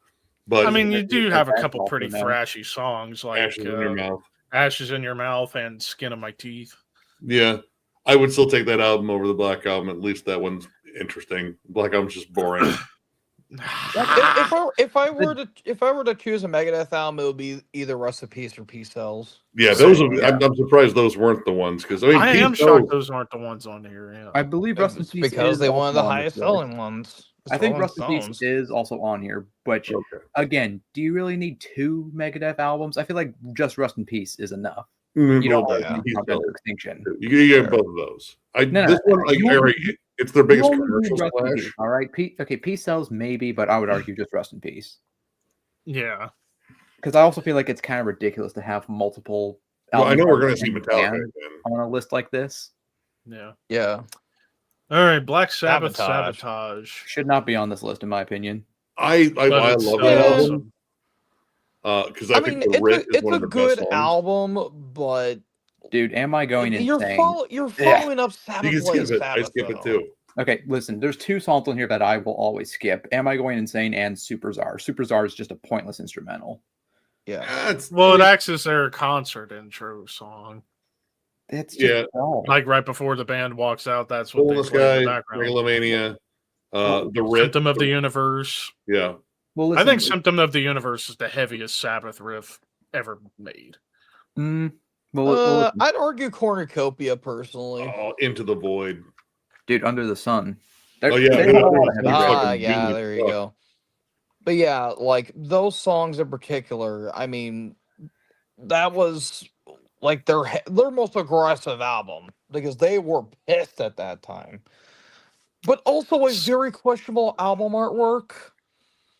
Yeah, which we don't need to go further into. Anyways, and Slayer Talking about Seasons in the Billboard Abyss. fans? Slayer Seasons in the Abyss, that's a top tier. that's like my a favorite Slayer bug. album. Second or third. I can't remember. It was my number 2. it's in my top 5.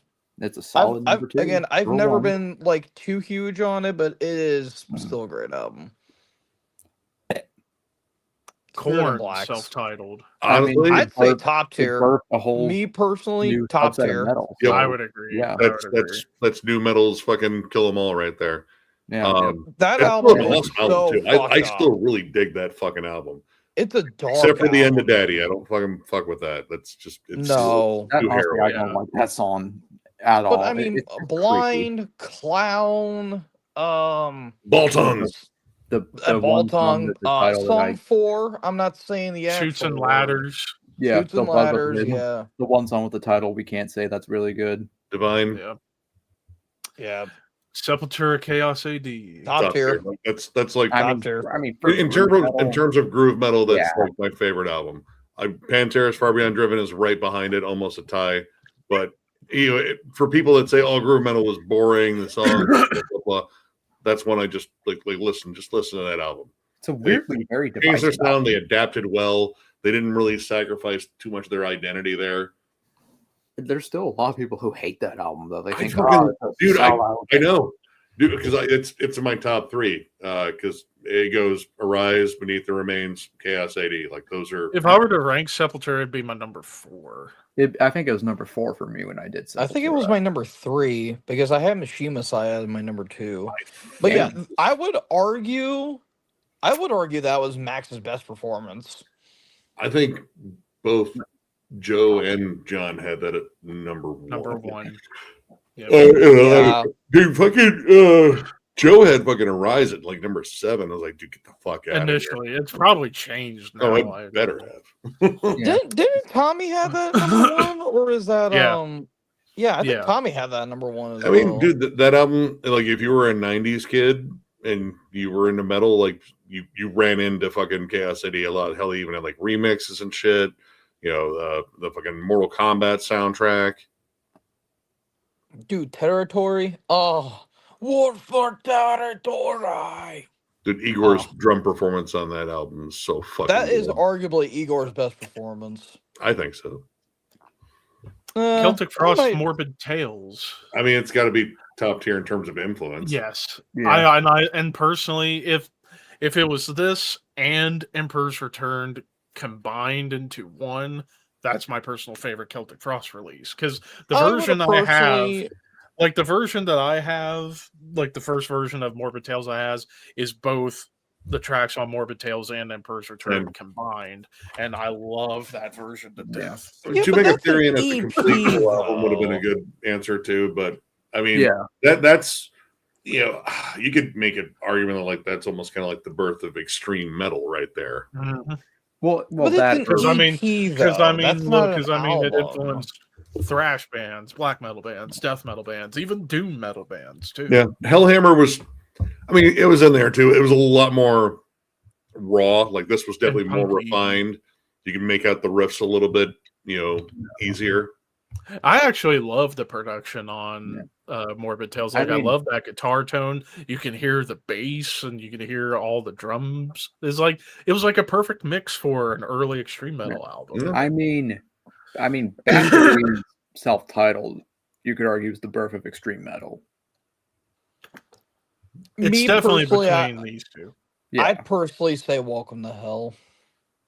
I don't consider that extreme metal. I just consider that a new wave of British heavy metal album. It's extreme in terms I of kinda topics, image, And vocals. vocals were definitely a little bit more. I'd say and musicality as well, because there were some blast beats.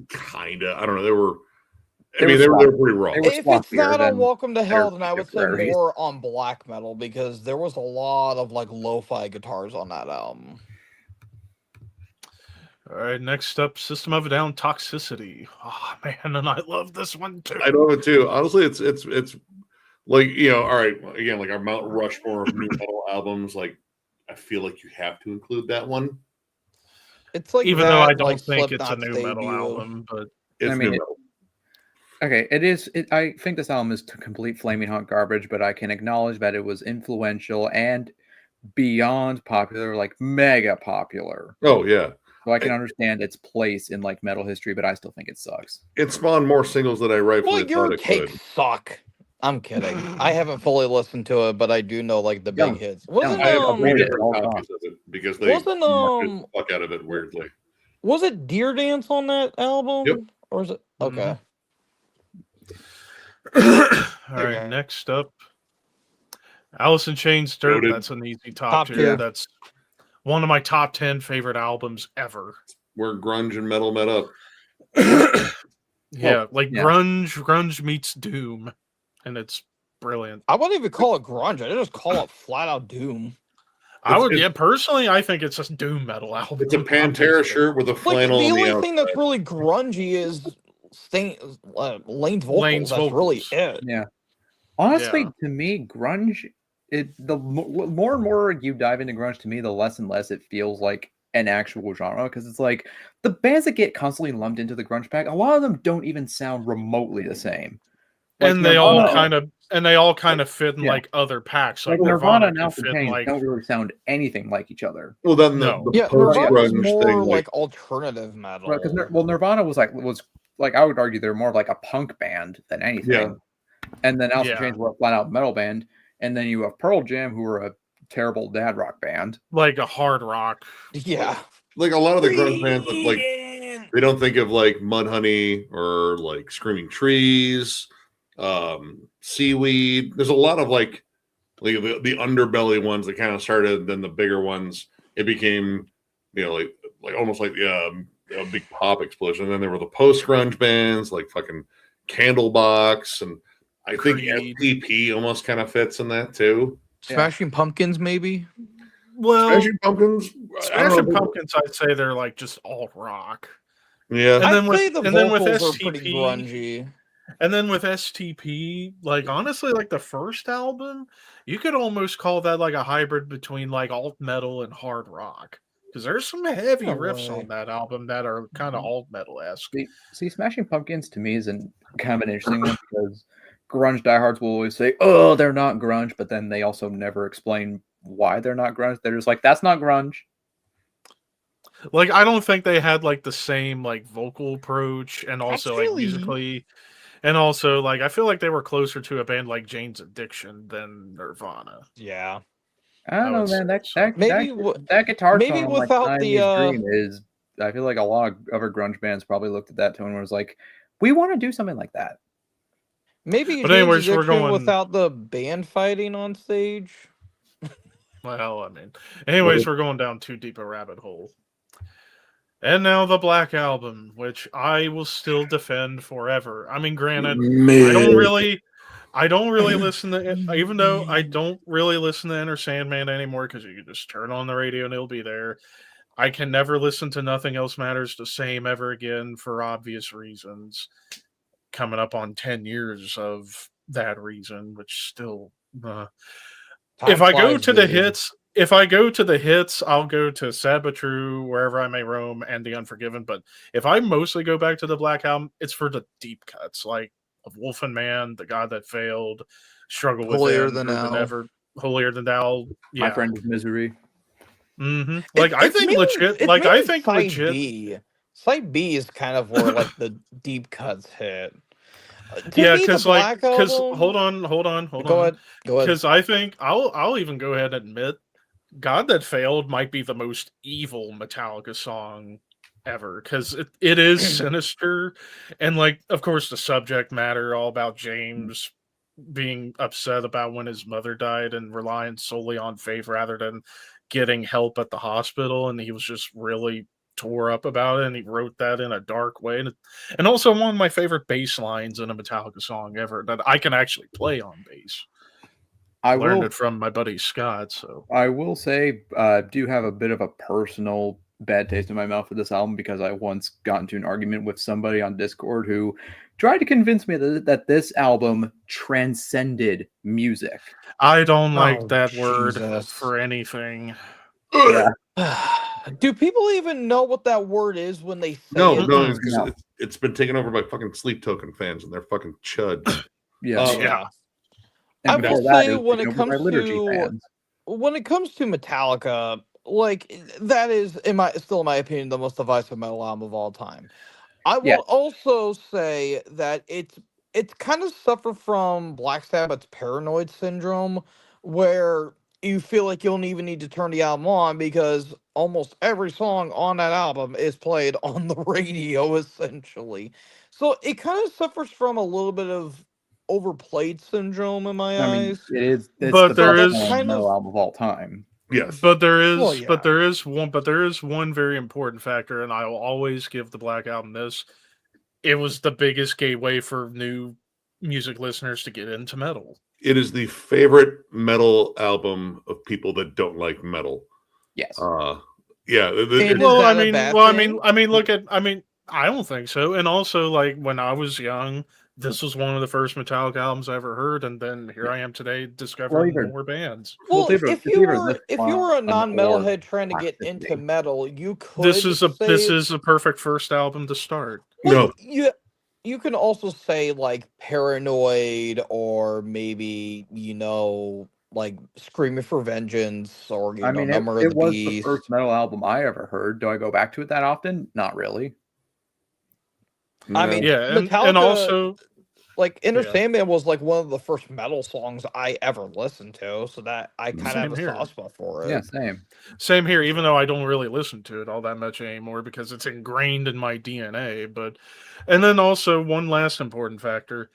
I love the production on it. It's like, in my opinion, the best analog recording of the early 90s. Like, say what you want about Bob Rock, but man, he knew how to get a good sound. Like, you can actually hear the bass, unlike an album we'll talk about in a little bit. And like the mix was balanced, and it doesn't sound overproduced. It sounds organic for all on The tape. guitar tone's pretty heavy for that. like, Heavy tone album. as well. Like, honestly, heavier than And Justice for All's tone, even. It's just cleaner, but you kind of needed to do that since you're going into the 90s. But Here's the thing for a top 100 metal albums. Again, this is not the Metallica album that the metal fans think about. This is that Yeah. moment where, like, well, I remember when I was a Metallica fan, and I went back to those first 4 albums, which had way more of an impact. In terms, I would say in metal in general. That's the highest selling. And the top 20 highest selling albums of all time, period. Yeah. Well, But, I like, also feel like that if boring. you don't like the Black Album, but you like Countdown to Extinction, you're kind of contradicting yourself, because Dave saw the success of the Black Album and tried to rip it off. Dude, so do a ton And of while it did sell, it didn't sell nearly as much, and that's why Dave got even more pissed off at the guys. the whole Black Album thing was like the nadir of metal. That was the start, because all the metal bands were like, well, fuck, we can write a fucking simplistic fucking butt rock album and potentially fucking strike it big. So yeah, Metallica. Well, they did not sell out. That is the big It is a misconception. sellout. There's a totally a The only sellout. thing the only thing they sold out was arenas. Come on, let's be real. and also let's not forget that during this album cycle, they decided, well, I don't know if they necessarily, maybe it was like other people, like other like tour managers or whatever, that suggested, how about we put Metallica and Guns N' Roses on a tour together and see what happens. Everything that could go wrong went wrong with that Yeah, tour. because And like, James even nearly went. James nearly died. James Wrong nearly front man died in nearly the took same himself. night. I'm just saying. And then it should have been. and then Guns N' Roses could have saved the night, and Axl decided to be like, my voice isn't good. I'm just gonna leave, and then the Montreal crowd go out and riot. And I love how Newsted tells the story about how after the riots were done and they were all hanging out backstage, he's like, Axl's sitting in front of me, cigarette in one hand, champagne glass in the other. My voice is giving me trouble. And Jason literally tells him right to his face, well, if your voice is giving you trouble, you shouldn't be drinking or smoking. Like, thank you, Jason. Jeez. Yeah, fuck you, Axl. Here's my As like, I said, they learned what not to do as far as tour packages. Do not tour with Guns N' Roses. See, Also, here's know where your marks are on stage. Here's the thing, though. Like, it doesn't feel like an entirely organic shift in their sound. Like it feels like they were definitely like, okay, we can capitalize on like this stuff Oh, if we because like Well- on like and Justice for All, they're playing all this like crazy, progressive technical, But they thrash, like, also- these incredibly intricate songwriting moments and stuff, and it's like you really think that after that they're like, you know what, we're You tired gotta of look at playing the- hard the- stuff. We're it tired was of the- writing complex songs. We want to play simplistic rock songs. Let's Not not because take we're this, trying to Eric. get popular, Let's but take that's the just what's escalator. really in our hearts right now. Really, But I don't my- buy it for a minute. That- My thing- no, they even my said, thing, they though- did say it was a calculated move. Yeah. They said, like, yeah, we wanted the bigger, lavish production. We also wanted to simplify our songwriting. We wanted to move up to that next level and play bigger arenas and such. So And they were already like the biggest metal band in the world. They didn't even need to do that, but they wanted to. Yeah, but if you think about it, though, that was 1991.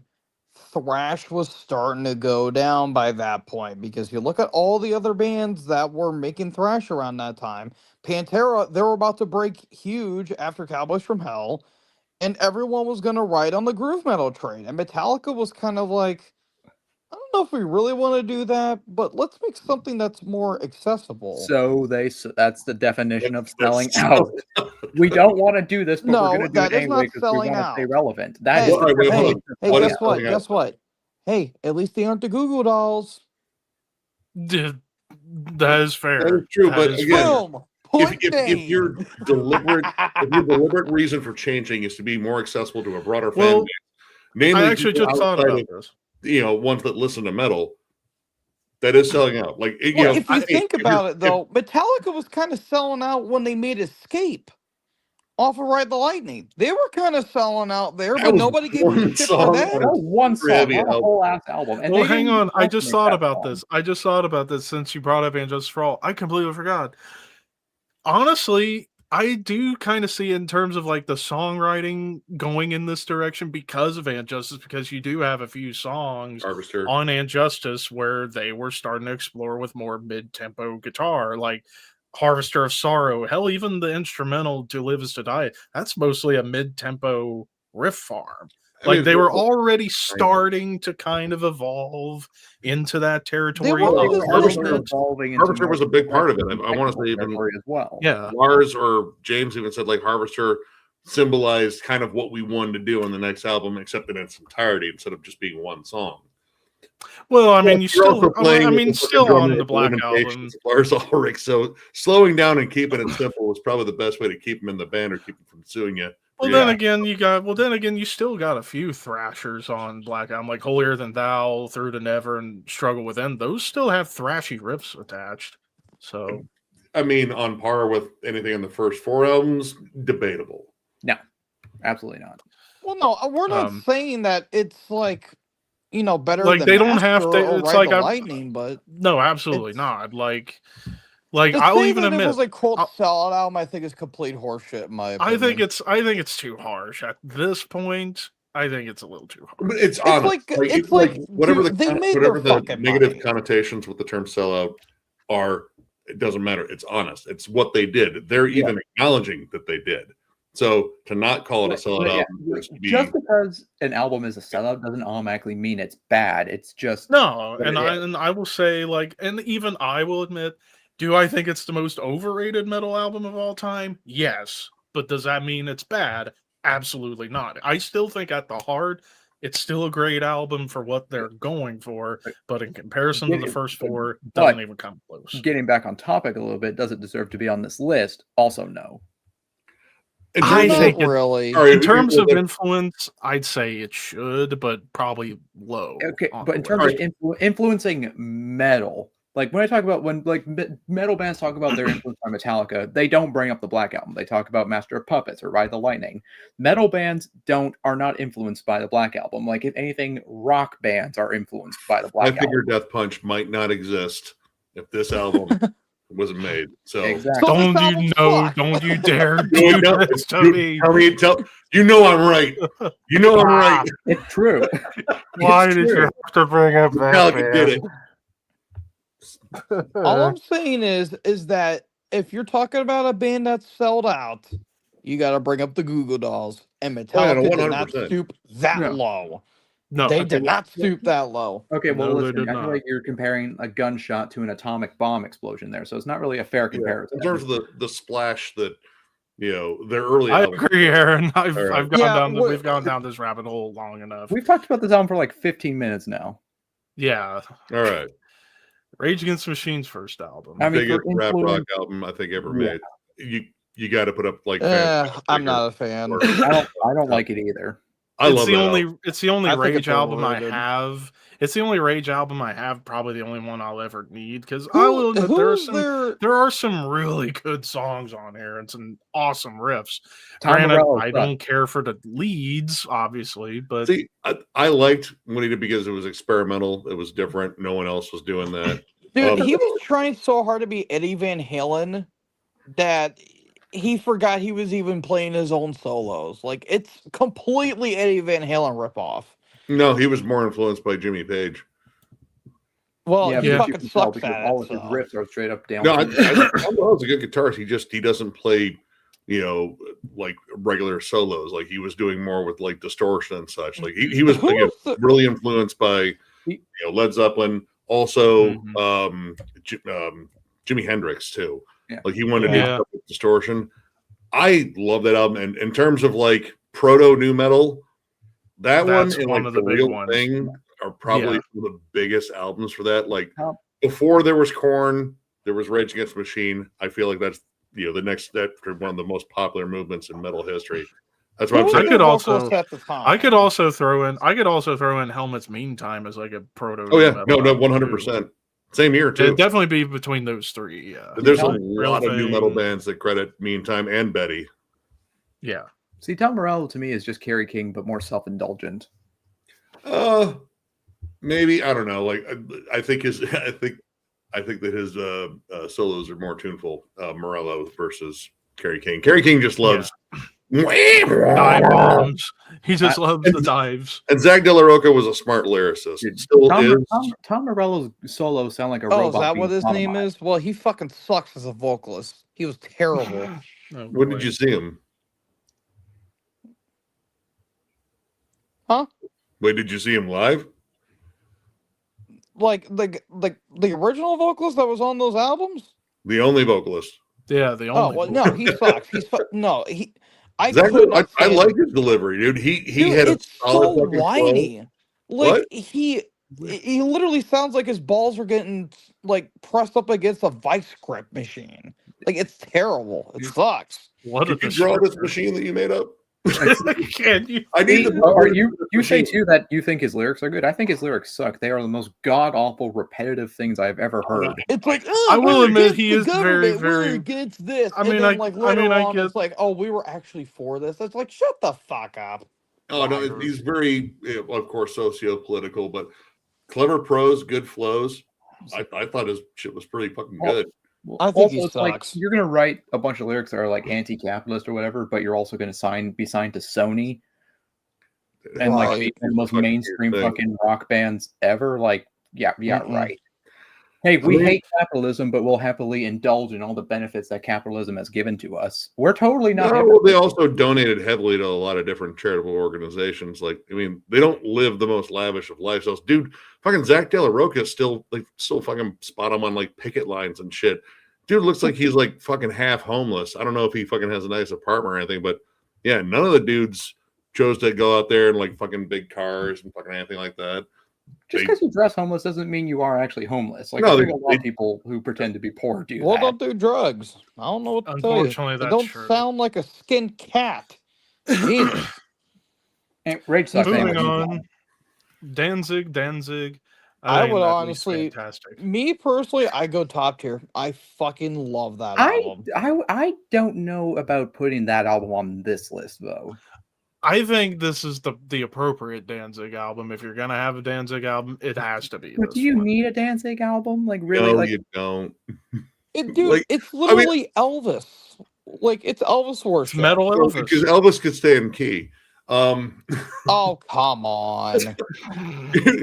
What do you mean? Come on. Okay, Uh, fair enough. Danzig's. I mean, here's the thing. Like, do you think he's more important to metal as that, or maybe in terms of like proto metal stuff like that with like, some of the heavier Misfits stuff. Misfits, I definitely think, was more important to the development of metal than Danzig. Like Danzig was mean, like the yeah. next But I step think where he- Danzig is way better than the Misfits. You're also wrong. I'm not gonna No. say which. Misfits. No, I think Danzig's way better than the Misfits. See, here's the thing, all like, right, let me Misfits had a reiterate. bigger Let me impact on reiterate. metal than Danzig. is a Danzig era of metal act. Misfits is good. Everything else fucking sucks, in my opinion. So, Well, it reiterate. depends on the song, but Motley Crue, Too Fast for Love. I mean, it's still a good debut, but It's all Hey, right. hey, Shout the A, Devil a Blows lot the of Bad Blood. sour I have fucking notes. two problems with this. A lot of sourdough. This does not deserve to be on this list. I'm sorry, it just doesn't. It also Not is- the Motley album to be does on not there, no. deserve to be higher than Shout at the Devil. No, I Devil. will definitely agree on that. It does not need to be higher than. And Shout. also, why are we looking at one of the members' pants? I do not need to see that. I don't know, but whatever. You're You're Anyway, talking about balls a lot. Are you sure you don't need to see it?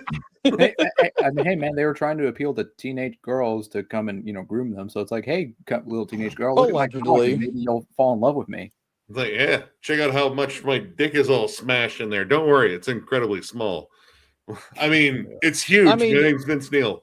The latex was so unbelievably tight. I mean, his nuts dropped to 5 feet. all right. Anyways, moving on. Metallica and Justice for All. I say at least fantastic because I mean it's not perfect. but The production's very bizarre. Like, It is. especially the drum. I mean, I love the drums sound guitar like- tone, but again, the drum tone could have been better. And I the wish you bass could being hear the non-existent fucking is annoying. bass. Yeah. But songwriting wise, what was the- adventurous. What was? Sorry, I keep interrupting you. My bad. Well, I just finished, so We keep interrupting each other all the guitar time. I don't tone think did you have to they? apologize? What like tuning did they have the guitars in that album? E Like, was it like standard. E E standard. standard?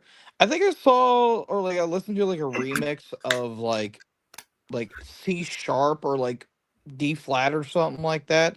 It's like, holy shit, this thing's heavy. So No, I mean- it's E standard.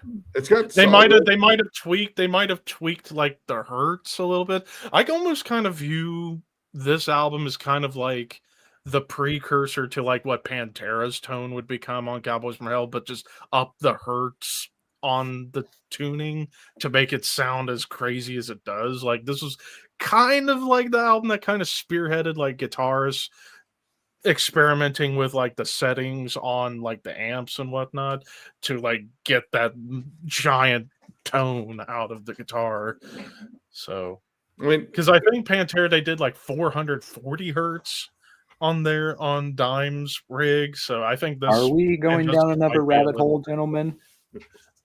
I think like this one might have been well, like no, close not to that, really. but not We're quite I'm just there, but- saying like what I'm the just answering his question. tuning. that was Yeah. my first Metallica album. I mean, I could definitely see the influence. Like, this is the one they broke big in a different format because they had their first music video, and Yeah. the one One. video took off, and Yep. the one breakdown became like, I would say, like one of the most iconic moments in thrash metal in terms of like most memorable breakdowns ever. Yep. How the fuck is that not in the list? So yeah, Exactly. Yeah. I could say that one deserves to be on there on like the Black Album. And also, And- it's crazy to think too. Like this was finally where they got to do headlining tours. Like you could argue, well, I mean, they did finally start headlining towards the end of the Master of Puppets tour. Like Anthrax opened for them, but they still started that tour opening for Ozzy and such. But Yeah, this is when they finally broke out and got where they deserved to be, and that was being a headline act. And also, I remember watching like the live shows from Seattle in '89 with the Lady Justice crumbling like that. That if only the time machine could be invented, I would use it and go back and see a show from that tour, and I'd be like in awe at the stage presentation and all that. That would have been And pretty also, sweet. like the music video for one, even though it's like all the footage is stolen from Johnny Guy's Gun, it is still, in my opinion, it one of fits the most. perfectly with the song. It's one of the most haunting music videos of all time. Yeah. Man, what are you- Anthrax amongst the living. I Top think that's tier. top tier. I mean, I think it's the best Anthrax album. It is. Personally. It's Yeah. my favorite. I love that album to death. Great riffs, great melodies. Yeah. Pop culture references galore, like the Oh, they fucking love Stand, Stephen fucking King. Judge Dredd. I mean, if you are going to put an Anthrax album on a list like this, it should It'd be have that to one. be this one. Or Spreading the Disease. Spreading the Disease. Yeah, or Spreading Yeah, Disease would one be of those up two. there too. Persistence for of sure. Time's up there too. Yeah. Yeah. Now we get Rust in Peace. Oh, Yeah. well, there Noted. you go. No description ever needed on that one. Well, all right, I- Dawn I- Patrol can fuck off, but yeah, whatever. I did I still like that song. I did request the song Holy Wars to a reaction channel. He was doing a meme stream, and he basically stated what I said. He was like, if they had a better vocalist, they will love Megadeth more. And I'm like, thank you. Huh? But I I don't mind still the like the vocals, though. vocals on this album. Like, uh, where I think his vocals really took a hit for me was around like United Abominations. Like I even thought they And sounded good on Endgame. Christmas Failed. Yeah. After that, like, dude, it's getting rough, man. oh my god, it sounded rough on that last album. Oof. Yeah. Tool Anima. Interesting choice for Tool on this one. I would probably take Lateralus over that, Don't but I throw still your love cap, that please. album. Yeah. It definitely influenced a different subset of progressive music, like the heavy alternative sound. It's Yeah. honestly, I would say, like kind of the blueprint for it. Anyway, where are we? Anima. Tool Tool Anima. Anima. Yeah, I love that album still. Dude, 46 and 2 is still one of my favorite Tool songs. It might be my favorite Tool song. Mm, I don't know. About that. Merciful Fate Melissa. Yeah, Top that's tier. top. Yeah. I love that album. I mean, they were Mhm. arguably like the first. Well, okay, maybe in Venom, but they were like the first one of the first metal bands that were like truly more evil sounding. They really Yeah. inspired the black metal scene at that They did. time. See, I still struggle with calling them anything remotely close to black metal. It's like we're not musically, calling it them a does black not metal band. fit. We're just saying that they're. I'd say the main thing that made them influential to black imagery. metal was the face paint and Yeah. the lyrics. That was Cool. pretty much it. Like musically, it is so far removed from all that. And they even got on the Filthy 15 with Into the Coven. Yep. Into the what? Sorry. Into the Coven. Anyways, Into Dio the Holy Coven? Diver, The way they that's said it. another Yeah. top tier. Yeah. Yep. Yes, Are sir. Yeah. probably Dio's best album Yeah. for the solo career. I still like Last in Line and Strange Highways. Strange Yeah. Highways is underrated. Fair enough. Ozzy Diary of a Madman. I mean, if you're gonna pick an Ozzy album to represent Ozzy, that is not a bad choice at all. Yeah. It would definitely be between it and Blizzard of Oz for damn sure. I would have argued No More Tears. Sabbath Volume 4. I think that's the most underrated Sabbath album. I love that album to death. Yeah. There's two. I There's love two. it too. I love it too, but even I gotta admit, I'm not the world's biggest fan of the uneven production. I like the production. songs are I think the awesome. production's great. Yeah. It, Well, dude, it's that- just that- like how- It's got some of their heaviest riffs though, like Cornucopia. Well, it's just like- mm. Yeah. But it's just like there are certain songs where it sounds like the recording was completely different. And I'm like, you couldn't have just done it all in one like recording over a month. Listen, man, they were exhausted from doing all that cocaine. All right. yeah. Iommi probably So much snorted coke off of the riffs he was writing. For God's sake, Iron Maiden. I mean, It's it's a great. great album musically, but yeah, the production's balls. I would None of personally the say not albums amazing. are bad. I'd say it's amazing. I love that album. I The just love production's that not like that bad on punky that album. energy Like, that it's yeah, for the time, it's not that bad. But in comparison to it. Killers, Yeah, but in comparison to Killers, yeah, like in one album comparison to later, Killers, it's like night and day. But dude, that Well, it was punky the 80s. energy They were on still that debut figuring was out so how to fucking get good. the metal sound.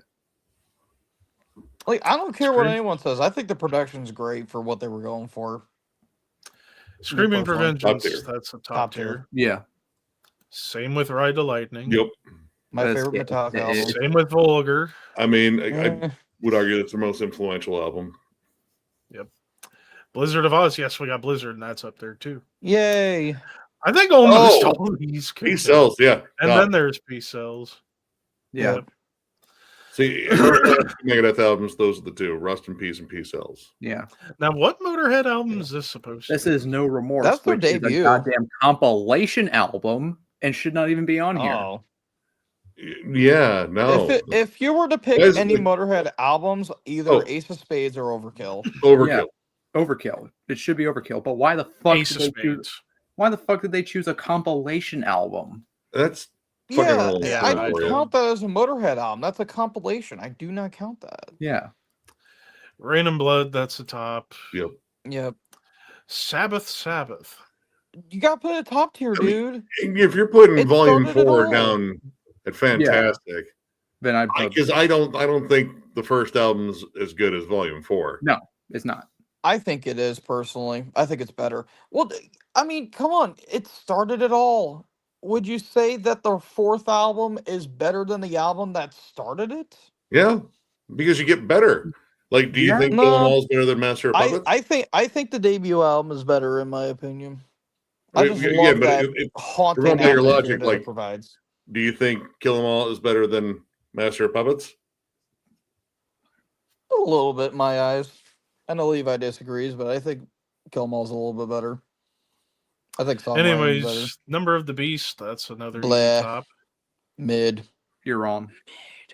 No, I'm Mid or right. We're gonna have a serious talk, boss. It's going to turn into an Levi, intervention. when do we not have a serious talk? I don't. Anyways, British Steel.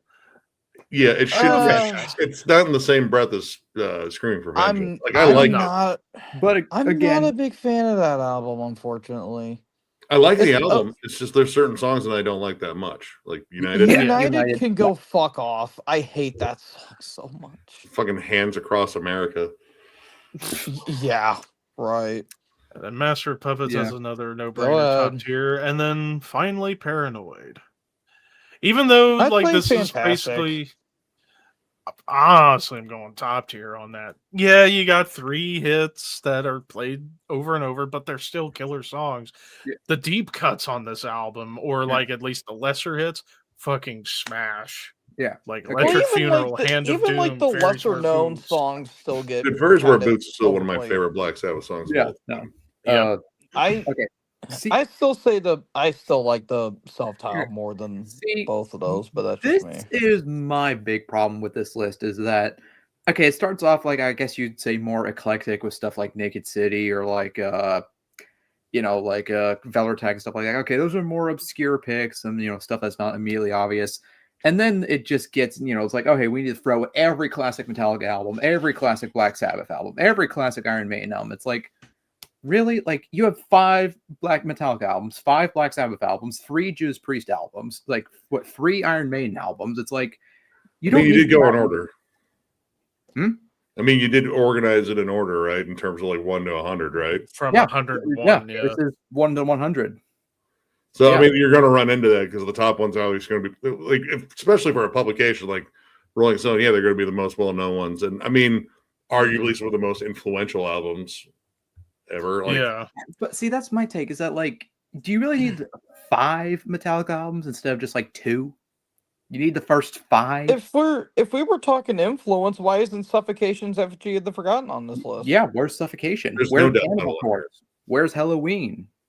It's like the only death metal albums we had were like Gojira and Tomb. Oh, all right, and At the Morbid Angel. Gates, Morbid Angel Death, Like, I mean, And Carcass. honestly, if was we're one of talking the about longest standing influence, Yeah, bands how is also. Cannibal Corpse not on here? Yeah, a where- Candlemass, where's Candlemass? no Candlemass. Like, Paradise No Lost. Halloween, no Blind Guardian, no Paradise Lost.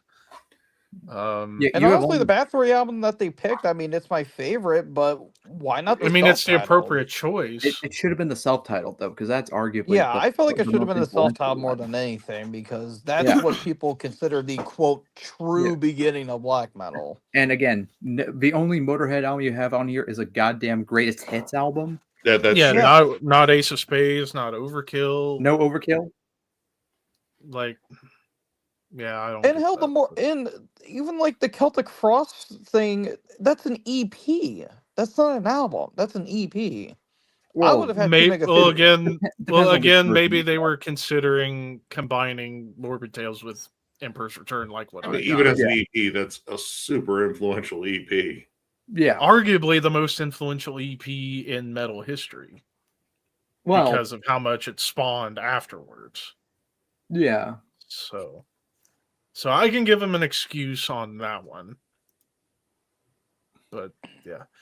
But like, yeah, but of course, I mean, all these different publications are going to be how they are because that's just how they are. Yeah. But But I mean, I mean, it's you like, could have honestly put Deicide self-titled because that's like there was a lot of different genres going on with that album. You have like you had like death metal, but you also had some like kind of brutal moments, even blackened moments on that album. I mean, I feel like Effigy should have been on here for sure, though. Oh yeah, Effigy, The influence 100%. that album had, like, hell, would you have had Gojira without Suffocation? probably not. They wouldn't have Gojira without Morbid Angel, but at least they're acknowledged. I don't know. I feel like they just went for like a couple of The key tip- albums in death metal. Period. Mhm. Yeah, but I mean, well, they also made some weird ones, like choosing Covenant over Altars of Madness when it's like I think Altars is clearly. I the think one that- both. I think if you're gonna do like multiple Morbid Angel albums, it would be those two, Covenant Yeah. and Altars for sure. I mean, Covenant was the one that made the splash in terms of like the mainstream a little bit, but it did it without like sacrificing their sound. Like Whereas Altars with legendary Altars, debut, was, like, like it legendary, and it basically like took what like say Leprosy did, but made it darker and more evil. arguably more technical too. But Covenant was the one that launched them in the forefront. Like, that's the one where people really, really started knowing Morbid Angel. No dissection either on this list, too. I mean, Yeah, if no we're also Stormlights talking about Bane, yeah. like no Reek of Putrefaction, that started Gore Grind. Well, I mean, quality They had- wise, that's my least favorite It's not Carcass that good. album. It's more of a novelty. It's my second least favorite because, again, fucking butt.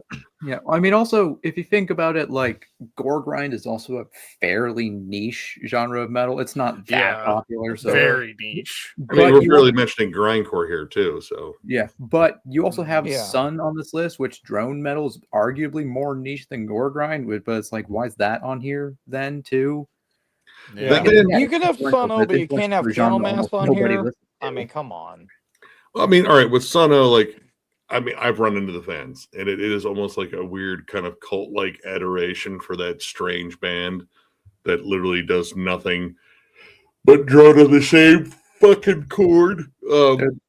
so what you're saying is that they're the sleep token of doom metal. Oh, I suppose. I guess that they're endorsed by cooler fucking pedals. Yeah. My brother-in-law actually got one of their special pedals that was like limited to, like, I think only 300. Wow. Yeah, as soon as he got it, so Hmm. he fucking showed a picture and someone was already offering him money for it. It's like, legit, I just got it out of the fucking box. He actually found a legit old school HM2 pedal though, which Oh, was shit. cool because it was like the original Boss one, but it had a bill of sale from Sweden. Actually, Aaron here's kind of brought up a good point. Like you have drone doom representation on this list, but no funeral doom. Yeah. Yeah. Yeah. Actually, I almost Well, forgot. if you were gonna do Funeral Doom, what band and album would you represent that one?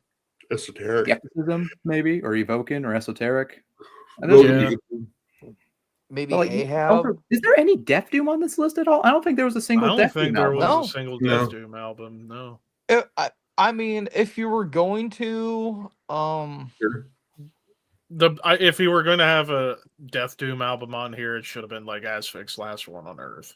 Or Transcends into the Peripheral. I'm shocked Immolation isn't on this list. Like Dawn of Possession, like that's like inspired like dissonance death metal. I mean, granted, it's more of a niche. Like, see, they're No. missing so many genres on this one too. Like, I feel like there's an oversaturation on this list of like classic heavy metal and thrash and like groove metal, but no Death Doom, no Funeral Doom, no Blackened Death Metal, no. And then hell, even like metalcore, he only had really one album, and that was or two albums, Dillinger and Converge. It's like, Like- where's Killswitch Engage? They picked the most popular ones out of, like, the ones that represented. Or hell, no Hatebreed either. Yeah.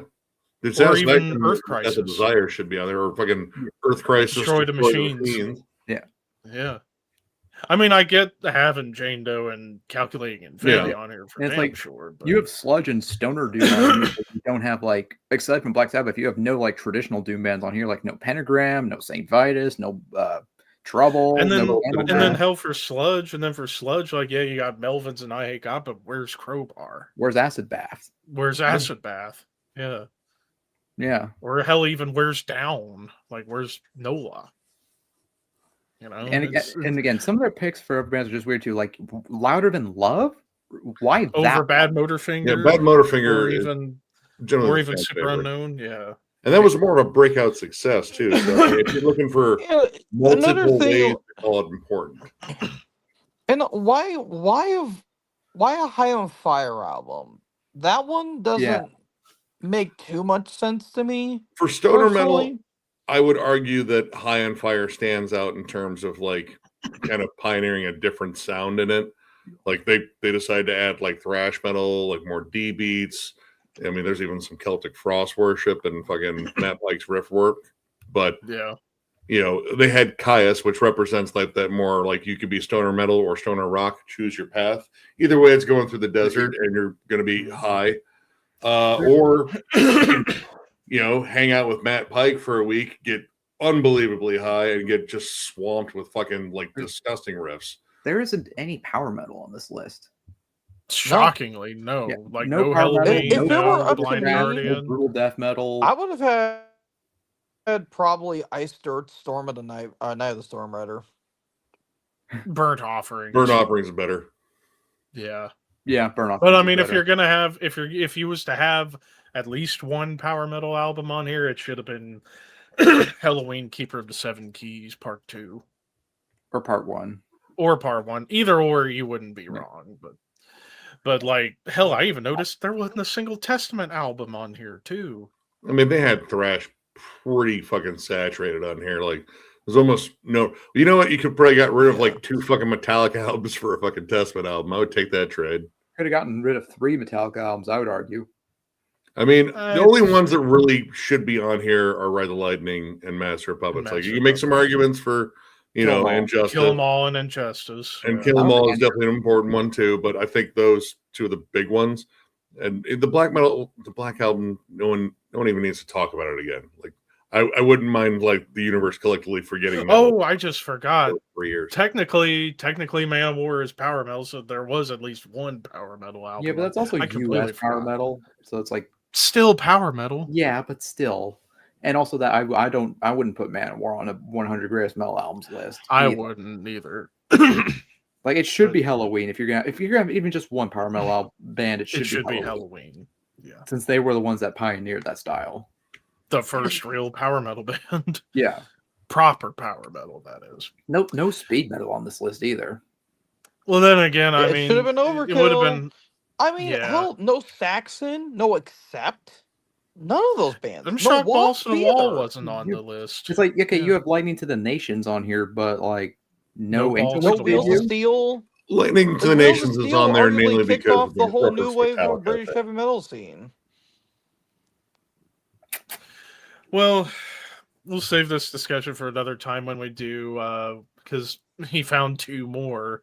One from Metal Storm, and then one that just says top 100 metal albums, album of the year. So we'll be tackling those on 2 separate streams. So, those will be anyways, fun. yeah, those are going to be interesting. But anyways, thank you all who tuned in. Thanks, Ricky, who was here earlier. Thank you, Boss, Nick, and Hunter for being here too. A little update. Actually, in less than 8 hours, me and Ricky are going to be recording a new episode of Horseman Podcast where we're going to be interviewing once again Jesper Grace from Yotun. So that's going to be quite a lot of fun. Be on the lookout for that episode coming out on Tuesday, more than likely.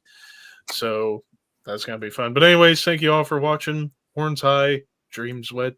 Bye.